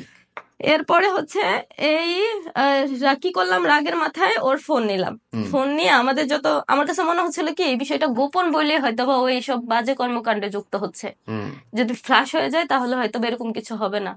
ওর ফোনটা নিয়ে দরজাটা বন্ধ করে ওর ফেসবুক অ্যাকাউন্টে গিয়ে আমাদের বাবুর, আমাদের বেবি বাম্পের যত ছবি আছে, মানে চোখের সামনে যে ছবিগুলো আছে হুম সবগুলো ওর অ্যাকাউন্ট দিয়ে ওর ফেসবুকে আমি পোস্ট করে দিই। হুম পোস্ট করে দেওয়ার পর সবাই, এই তো সারা রাত ছিল, ম্যাক্সিমাম মানুষই জানাজানি হয়ে গেছে, ওর ফ্যামিলি মেম্বাররাও জানছে। এমনকি ওর বাবাকে আমি ফোন দিয়েও পর্যন্ত বলে দেই যে এরকম এরকম আপনার ছেলে এরকম বিয়ে টিয়ে হয়েছে বা এরকম এরকম। ওর বাবা মা রীতিমতো পরের দিনই ঢাকায় চলে আসে, এসে সত্যিটা দেখে ওর বাচ্চা আমি, এই সেই। তখন দেখার পর ওকে তো মারধর রাগারাগি করে, করার পর বলতেছে যে এই সম্পর্ক তো আর রাখা যাবে না, হুম এই সম্পর্ক তো বাদ করে দিতে হবে, আমাদের সমাজ মানবে না, এই সে। তখন কি উপায়, এই বাচ্চা আছে, আমার মেয়ের কি হবে? আমার বাবা ওর বাবার পায়ে পর্যন্ত ধরছে, ধইরা বলতেছে যে দেখেন এটারও একটা সমাধান আছে, হিন্দু মুসলিম বিয়ে হয় না যে তা না, হ্যাঁ ওরা ভুল করছে, আমার মেয়েও ভুল করছে, এখন এই বাচ্চাটা যেহেতু হয়ে গেছে, এই বাচ্চাটার ভবিষ্যৎ কি? হুম এখন আপনার ছেলে এতদিন যেভাবে আপনাদের দায়িত্ব পালন করছে ও করুক, ওর মতো ওই থাক, আর ওর বউ বাচ্চার দায়িত্ব পালন করুক, কিন্তু আমার মেয়ের সংসারটা থাক, ও মানে বাচ্চাটা যেন কোনো কিছু না হয়। ওর বাবা বললেন না, এটা আমার সমাজ মানবে না, এই করবে না, সে করবে না, মানে বহুত এক্সকিউজ। আর আমার স্বামীও এখন আর আমাকে ভালোবাসে না। হুম। এখন আমার সব, আমি এখন পুরোটাই খারাপ। কারণ আমি সত্যিটা কেন জানালাম সবাইকে, সে জানাইতো, কিন্তু এর মধ্যে যে তুমি যে আকামগুলো করতেছো, এটা তো আমাকে কষ্ট দিচ্ছে। ইট ইজ কষ্ট দিচ্ছে, কারণ এটা তো আমার আরো আগে জানানো উচিত ছিল, অবশ্যই এটা তো অবশ্যই আমি ভুল বিয়ে করছি। করতে পারি, এটা না জানানোর কি আছে মানুষের? এটা কারণ ও জানাবে, ও তাই হচ্ছে পার্মানেন্ট জব 2024-এ করবে, পার্মানেন্ট জব হবে কিংবা গভর্নমেন্ট জব হলে তখন জানাবে, শক্ত খুঁটি হবে এসে। ঢঙের তো কথা। তুমি তো তখন পর্যন্ত তো তুমি নিজেই ঠিক থাকতেছো না, সঠিক। ঠিক থাকতেছো না, তখন হচ্ছে এখন আমার দোষ একটাই, আমি কেন জানালাম এই সেই এই কিছু। এই প্রেক্ষাপটে কি তোমার ছাড়াছাড়ি হইলো? হ্যাঁ, এই প্রেক্ষাপটে আমার হচ্ছে মানে ডিভোর্স বলতে তখন হচ্ছে প্রায় 8 লাখ টাকা কাবিন না, তো ওই 7 লাখ টাকা দিয়ে একটা কাগজপত্র করে আমার কাছ থেকে ওরা নিয়ে যায়। হুম। হয়ে গেল সবকিছু, এখন তখন মানে 2020 সাল, হুম। 20 না 21, হুম। 2021 সাল, প্রায় 7 লাখ টাকা দিয়ে একদম কাটছিট করে চলে গেল। আমি যেদিন আমার ডিভোর্স, সেদিন আমি আমার স্বামীর 2টা পায়ে ভাবে জড়াই ভাবে বসে থাকি যে আমাকে ছেড়ে যেও না, তুমি আমাকে 3 বেলা মারো, তারপরও তুমি আমাকে ছেড়ে যেও না। এভাবে করছি যে তুমি আমাকে 3 বেলা মারো, আমি মারি খাবো, আমি ভুল করছি, আমি সবাইকে জানাই ভুল করছি, তারপরে তুমি আমাকে ছেড়ে যাও না, এই টাকা পয়সা আমার কোনো কিছু দরকার নাই, তুমি আমাকে ছেড়ে যেও না। ভাইয়া আমাকে এভাবে উষ্টা মারছে সবার সামনে। যে কাজী আমাদের বিয়ে পড়াইছে সেই আমাদের এটা ভাঙাইছে। সে বলতেছে যে এই ছেলের সাথে, মানে পার্সোনালি পরে বললো যে ও মানুষ না, কারণ এত সুন্দর, ও তো তখন আরো গুলুমুলু ছিল, এত সুন্দর বাচ্চা রেখে যে এরকম করতে পারে, সে আসলে মানুষ হয় না। আমি এই গত 1 বছরে যত বাচ্চা দেখছি, তোমার বাচ্চা মিষ্টি। আমি আমি ছবি আপনাদের দেখাচ্ছি না বাচ্চা বলে, কি না যে দেখাতে পারেন, সুন্দর, সমস্যা নাই। কি যে মিষ্টি বাচ্চাটা, পুতুলের মতো একটা বাচ্চা। আপনি জাস্ট দেখুন, আমার এখানটা স্টুডিওতে বসে বসে খেলা করছে। মানে মানে কত মিষ্টি হইতে পারে একটা পরীর মতো বাচ্চা, দেখেন। হাই মা, কেমন আছো? বললো হাই, কি এলো? হাসি দাও। হ্যালো, ঠিক আছে, ইউটিউবে। এরপর হচ্ছে চলে যায়, চলে যাওয়ার পর একদম তো কথাবার্তা বন্ধ। এর মধ্যে কিন্তু ওর অফিসে, এর মধ্যে কিন্তু ও নর্থ সাউথে জব পেয়ে যায়, হুম। ভালো একটা পোস্ট, একদম পার্মানেন্ট জব পেয়ে যায়, খুব ভালো স্যালারি, খুব ভালো, মানে খুব ভালো একটা পোস্ট। তার পাশের, মানে সে তো মেডিকেল সেন্টার জব করে, তার পাশে হচ্ছে council centre, council centre Afrin নামের একটা মেয়ে।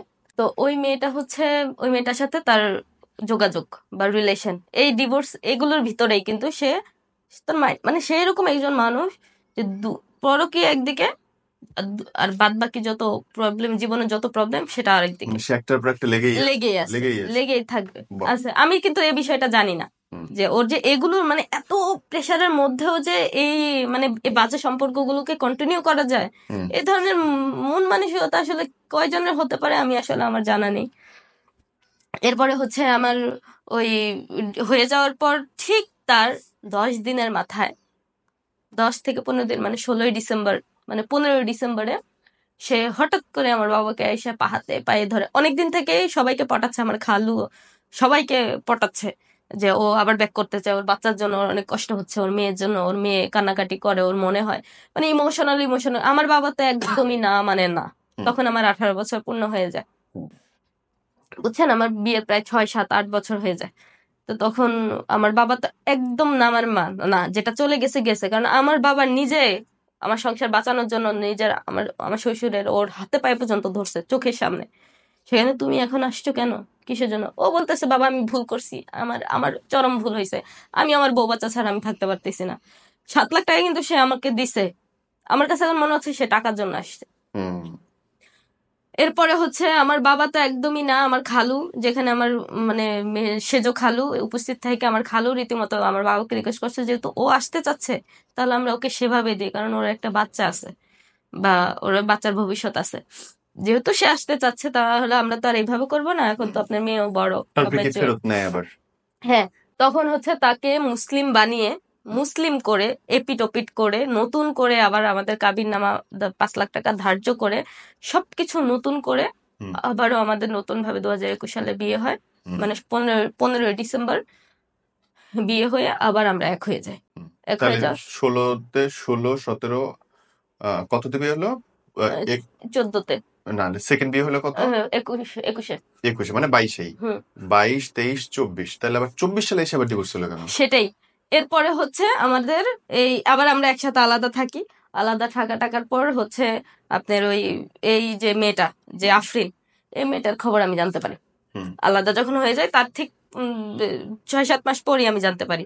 তখন তো আমার কাছে মনে হচ্ছিল যে হয়তো বা সব শেষ হয়ে গেছে, আবার নতুন করে শুরু হয়েছে। আমার স্বামী সব ভুল বুঝতে পারছে, হুম কারণ ভুল না বুঝতে পারলে তো কেউ এত কিছু করে না। আর যে 7 লাখ টাকা, বিয়ের ঠিক তার 10-15 দিন পরে সে আমাকে বলতেছে কি, রূপা আমার তো গভর্নমেন্ট জব হবে, আর আমি তো মুসলিম ধর্ম গ্রহণ করে চলে আসছি, আমি সবকিছু ছেড়ে চলে আসছি, এখন তো আমি কোনো ফিল। যখন সে তাকে ধর্ম গ্রহণ করায় তখন কিন্তু অ্যাডভোকেট বারবার ওকে বলতেছিল যে দেখো, তুমি কিন্তু তোমার বাবা মারা যাওয়ার পরও কিন্তু তুমি কখনো তোমার বাবার কাছে যেতে পারবা না, হুম তোমার সমাজ যদি না চায়। তুমি কিন্তু বাবার এক কানাকুনি সম্পত্তিও দাবি করতে পারবা না। হুম মানে এভাবে তাকে বারবার বলতেছিল তুমি ভালোভাবে ডিসিশন না, ভালোভাবে ডিসিশন না। সে একটাই বলতেছিল যে আমার সব ডিসিশন নেওয়া হয়ে গেছে, আমি আমার বউ বাচ্চা ছাড়া বাঁচবো না, আর আপনাদের ইসলাম ধর্ম আমার খুব ভালো। কে সে যে আমার সাথে থাকছে সে কিন্তু নামাজ পড়ছে, রোজা রাখছে। হুম মানে তাকে দেখে সে কখনোই ক্লিন শেভ করে নাই, সব সময় খোঁচা খোঁচা দাড়ি থাকতো, এমনি অফিসিয়াল বড় রাখতে পারতো না, বাট দাড়ি রাখতো। হুম হুম মানে কোনোভাবে বুঝতে পারবেন না সে যে হিন্দু। এরপরে হচ্ছে আমাকে আমি জানতে পারি আফরিন নামের মেয়েটা, এর মধ্যে হচ্ছে ওর অফিসে আমি অনেকবার যাই। অনেকবার যাওয়ার পর হচ্ছে সবার সাথে বেশ ভালো আন্ডারস্ট্যান্ডিং হয়ে যায় আমার, কিন্তু সে কখনোই আমাকে বউ বলে পরিচয় দেয়নি অফিসে, সে গার্লফ্রেন্ড। এখনো? হ্যাঁ গার্লফ্রেন্ড। তো আমি বলছি কেন পরিচয় দিচ্ছ না, বলে যে আমার এখানে পার্মানেন্টের একটা বিষয় আছে, তো ওই পার্মানেন্টটা হয়ে যাক, 1-2 মাস পরই হবে, দেন হচ্ছে। পার্মানেন্টের সঙ্গে বউ পরিচয় দিতে আমি অসুবিধা কি? জানি না, তখন আমাকে সে এই ইস্যু করলো যে তুমি যদি এখন আমাকে সত্যি কথাটা বলো তাহলে হয়তোবা আমাকে অফিস থেকে বের করে দেবে। হ্যাঁ আমি বললাম বউ বাচ্চার কথা শুনলে কোন অফিস তো কোন অফিস বের করে দেবে? হ্যাঁ বলে যে আমার এখানে রিপুটেশনের একটা ব্যাপার স্যাপার আছে, তুমি সেটা বুঝবা না, যেহেতু আমি এখন হিন্দু, ওরা তো জানে না আমি যে মুসলিম ধর্ম গ্রহণ করছি। তো আমার যখন পার্মানেন্ট হবে তখন আমি একটা প্রোগ্রাম করে তোমাকে ইন্ট্রোডিউস করে দিব সবার সাথে। তো আমি বললাম আচ্ছা ঠিক আছে। এই বোকা আমি, হাদা বোকা হাদা রাম কি বলে, মানে এখন মনে হচ্ছে নিজের কপাল নিজে বাড়ি দেয়, যে এতটা বোকা এতটা গাধা মানুষ কিভাবে হয়। কারণ আমার স্বামী এত সুন্দর, কারণ আসলে কি অন্ধবিশ্বাস এটা মেন পয়েন্টটাই হচ্ছে এখানে, যে যেটা কখনো ভাবতে পারি না ওইটাই আমার সাথে ঘটে গেছে। শেষে আসো, শেষ দিন। এরপরে হচ্ছে ওই আন্ডারস্ট্যান্ডিং হওয়ার পর একদিন একটা ওর অফিস কলিগ, নাম না বলি, অফিস কলিগ আমাকে ফোন দিয়ে বলতিছে যে সবাই তো জানে আমি ওর গার্লফ্রেন্ড, বউ যে সেটা সবাই কেউ জানে না। বলতেছে কি যে আপু, স্যারের সাথে কি আপনার কি ব্রেকআপ হয়ে গেছে? তো আমি বললাম যে কেন ভাইয়া, কেন এই কথা বলতেছেন? বলে যে স্যারকে তো দেখে একটা মেয়ের সাথে খুব ভালো ওঠাপড়া, বা ওর সাথে হয়তো বা রিলেশন। আমি বললাম কি বললেন? তখন আমি বলতেছি যে না, ওর সাথে আমার ব্রেকআপের সম্পর্ক না, ও তো আমার স্বামী, আমার সন্তান, আমার স্বামী আছে, আমার সন্তান আছে, বা ও আমার স্বামী, ওর সন্তানও আছে, আপনি কি বলেন? হুম বলে কি বললেন, মানে ও নিয়েও শকড। তখন বলতেছে যে স্বামী সন্তান, তাহলে আপনি তো ঘর ভাঙতিছে। আমি কি কিভাবে ভাঙতিছে? হুম বলে আপনি এখনই চলে আসেন। হুম কিভাবে আসবো, কেন? পরে বলতেছে আমি আপনাকে এই হোয়াটসঅ্যাপে লাইভ লোকেশন দিচ্ছি, এই লোকেশন অনুযায়ী যদি আপনি আসেন তাহলে আপনার চোখের সামনেই সবকিছু দেখতে পাবেন। তো আমার স্বামীর ফ্রেন্ডও হয় প্লাস অফিস কলিগও। তো আমার স্বামী ওই মেয়েটাকে নিয়ে, আফরিনকে নিয়ে প্রায় সময় ওদের মেসেজ যায়, হুম বুঝছেন, আচ্ছা, ইন্টিমেট হওয়ার জন্য, ওই এটা মানে একটুখানি সময় কাটানোর জন্য। মানে ওই মেয়ে, শারীরিক সম্পর্ক করার হ্যাঁ জন্য, হ্যাঁ, সোজা বাংলায়। বাংলায়। তো ওটা হচ্ছে ওরা হচ্ছে 3 তলায় থাকে, ওই মেয়েটার বাড়ি দোতলায়, মানে নিচতলায়, maybe I don't know, not sure. এটা হচ্ছে ওরা মানে ওদের ম্যাচটা হচ্ছে 3 তলায়, ওই বসুন্ধরাতেই, আর ওই মেয়েটা মনে হয় একই ফ্ল্যাটের নিচতলায় থাকে। তা আমি হচ্ছে কোনো কিছু মানে ও একটা ছেলের কথা বিশ্বাস করি কি আর আমি যাব? তখন উনি বলতেছে যে দেখেন আমি আপনার ভাইয়ের মতো, আপনার সংসারটা ভেঙে যাচ্ছে, আমি হয়তো বললে আপনি কখনোই বিশ্বাস করবেন না, কারণ আমরা আপনাকে চোখের সামনাসামনি দেখছি বা আপনাকে জানি, একবার না কয়েকবার দেখছি, যেহেতু আমি অফিসে যাইতাম আসতাম, দেখছি। এখন আমি চাই না আপনাদের কোনো ক্ষতি হোক, আর আমি নিজের মুখে বলে নিজে কালার হই সেটাও চাই না। আপনি বিশ্বাস করেন এটা আমাদের অফিসের পাশেই বাসা, আপনি আসুন। বাচ্চাটাকে 1 বছরের বাইকে করে নিয়ে আমি ডাইরেক্ট ওখানে চলে যাই, যে দরজা ঠক ঠক করতেছি, আমাকে দেখাই দিছে যে এই রুম, ঢোকেন ঢোকেন। আমিও তখনও মানে জানি না, মানে মেন্টালি প্রস্তুত না যে আসলে আমি ভিতরে কি দেখবো। তখন আমি কি করতেছি, লাথি মারতেছিলাম দরজা।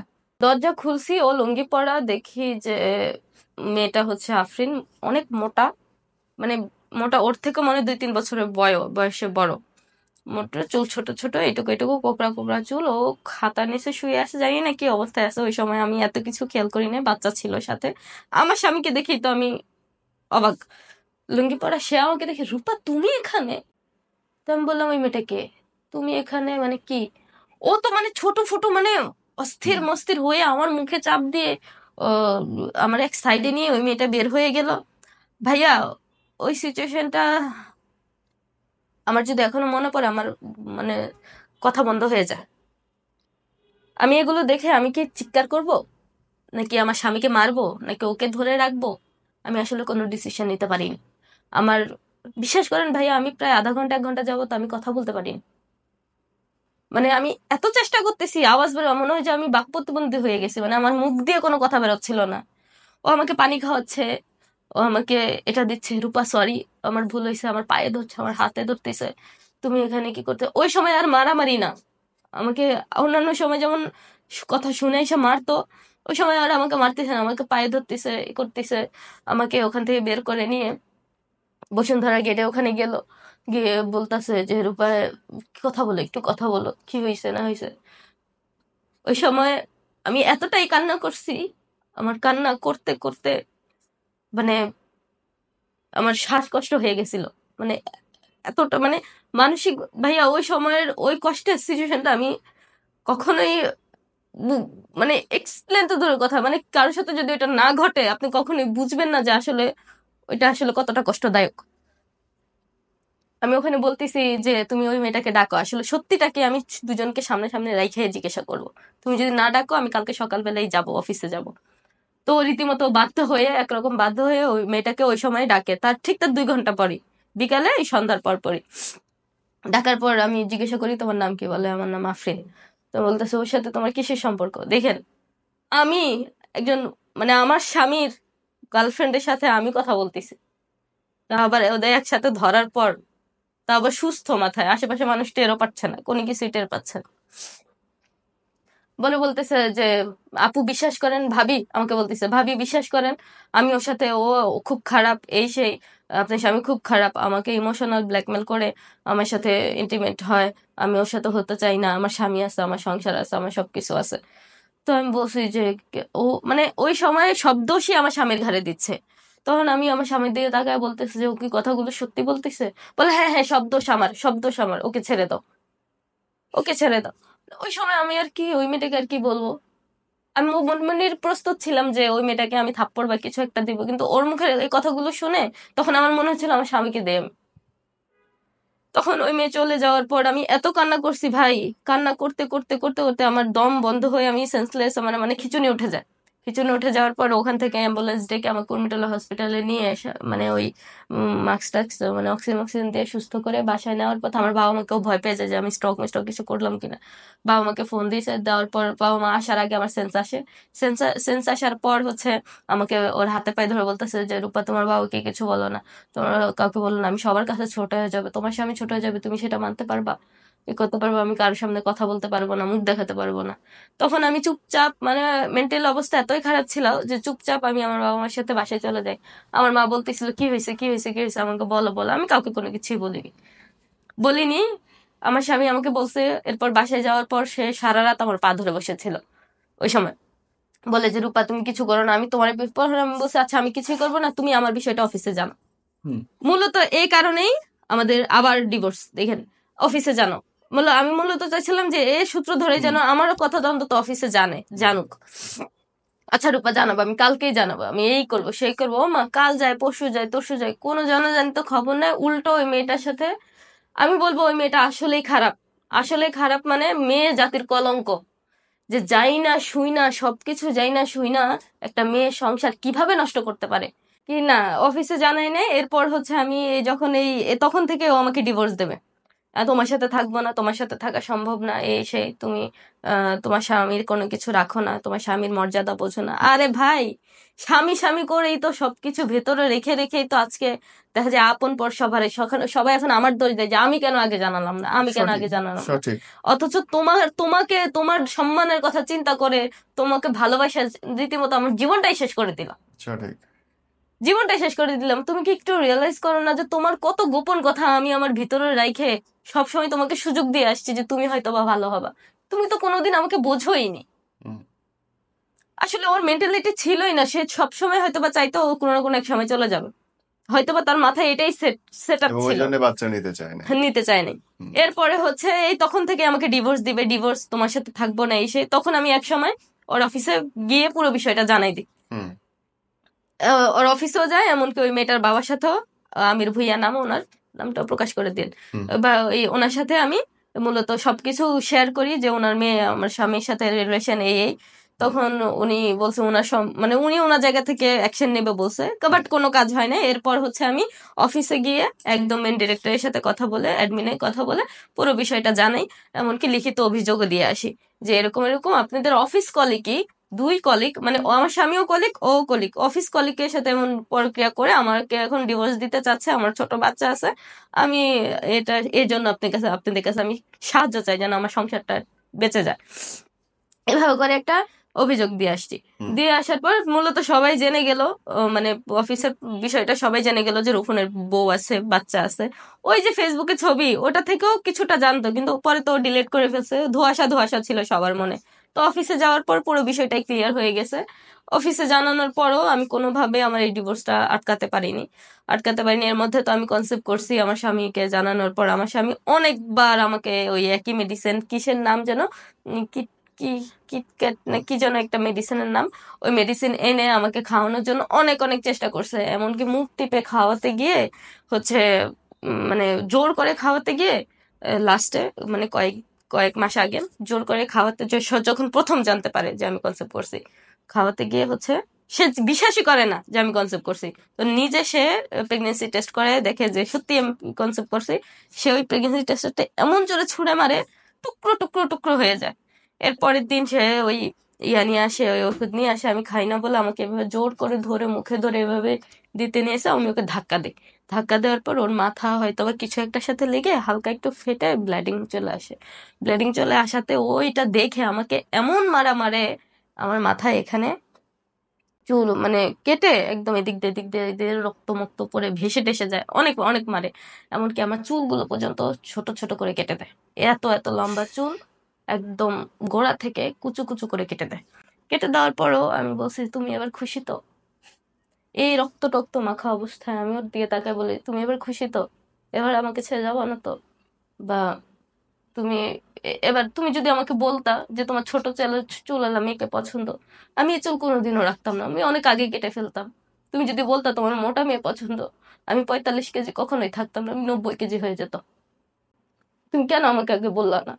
ও বলতেছে যে তোর আমার ভালো লাগে না। উম, আমি আমার বাবা মার কাছে যাব, আমি ভুল করছি এখানে এসে, আমি আমার বাবা মার কাছে যাব। কিন্তু টাকা কিন্তু ওর কাছে, হুম। সবকিছু কিন্তু ওর কাছে। আমি আমার বাবা আমাকে আগে থেকেই বলতেছিল যে মা তুই টাকাটা ওরে দিস না, দেখিস ও ঠিকই তোকে প্রেশার দেবে। কিন্তু ও আমাকে এমন ভাবে বলতেছিল যে রূপা তুমি ছাড়া তো কেউ নাই, এখন আমার এই গভর্নমেন্ট চাকরি বাকরি, তুমি ছাড়া তো আমার পাশে কেউ থাকবে না, তুমি আমার টাকাটা এনে দাও। আর তোমার টাকা আমার টাকা একই তো। তো আমি আমার বাবার কথা না শুনে বাবাকে প্রেশার দিয়ে আমি ওই টাকাটা, পুরো টাকাটা ওর হাতে তুলে দিই। টাকা টোকা সব ওর কাছে।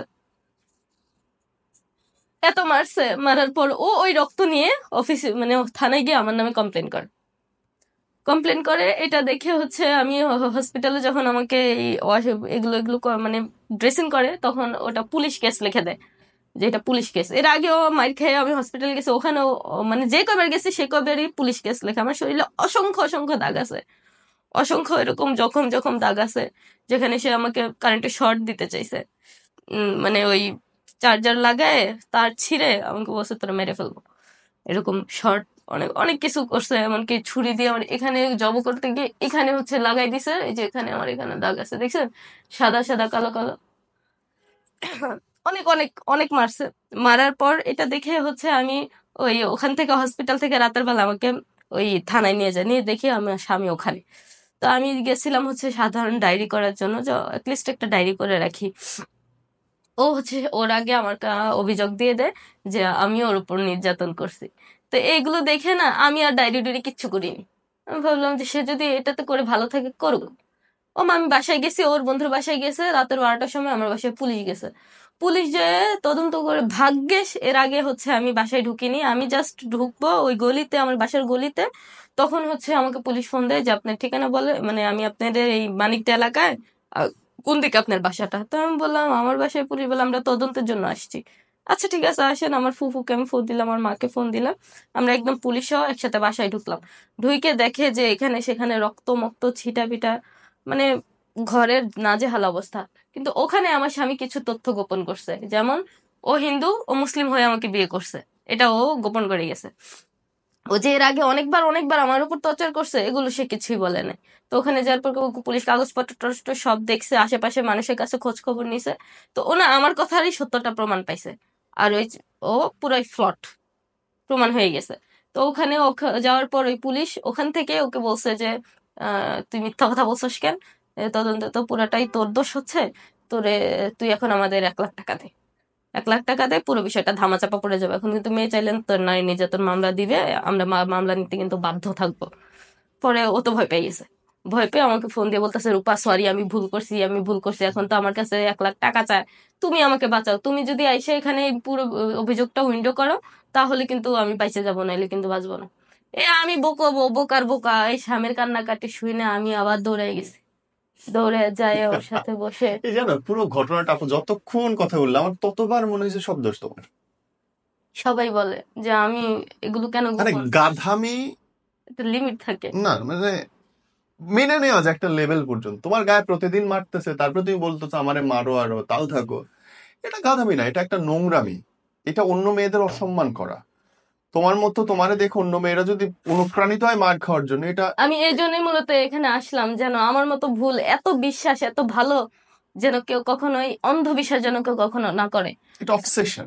একদমই যেন না করে। এই কারণেই মূলত আমার এখানে আসা, যে এত বিশ্বাস যেন, কারণ আমার কাছে আমার জীবন লাইফ স্টোরি, মানে আমার এক্সপিরিয়েন্স থেকে মনে হয় যে যে যেটা যতটুকু যোগ্য তাকে ঠিক ততটুকু দেওয়া। এটা স্বাভাবিক। সেখানে স্বামী হোক, কিংবা তার বাবা হোক, মা হোক, ভাই হোক, যেই হোক, বন্ধু বান্ধব, যে যেটা যতটুকু যোগ্য তুমি তাকে ততটুকু অবস্থানেই রাখো। তার বেশি উপরেও যায় না, নিচেও নামায়ও না। আচ্ছা, আল্লাহ ব্লেস ইউ বোন, আমি দোয়া করি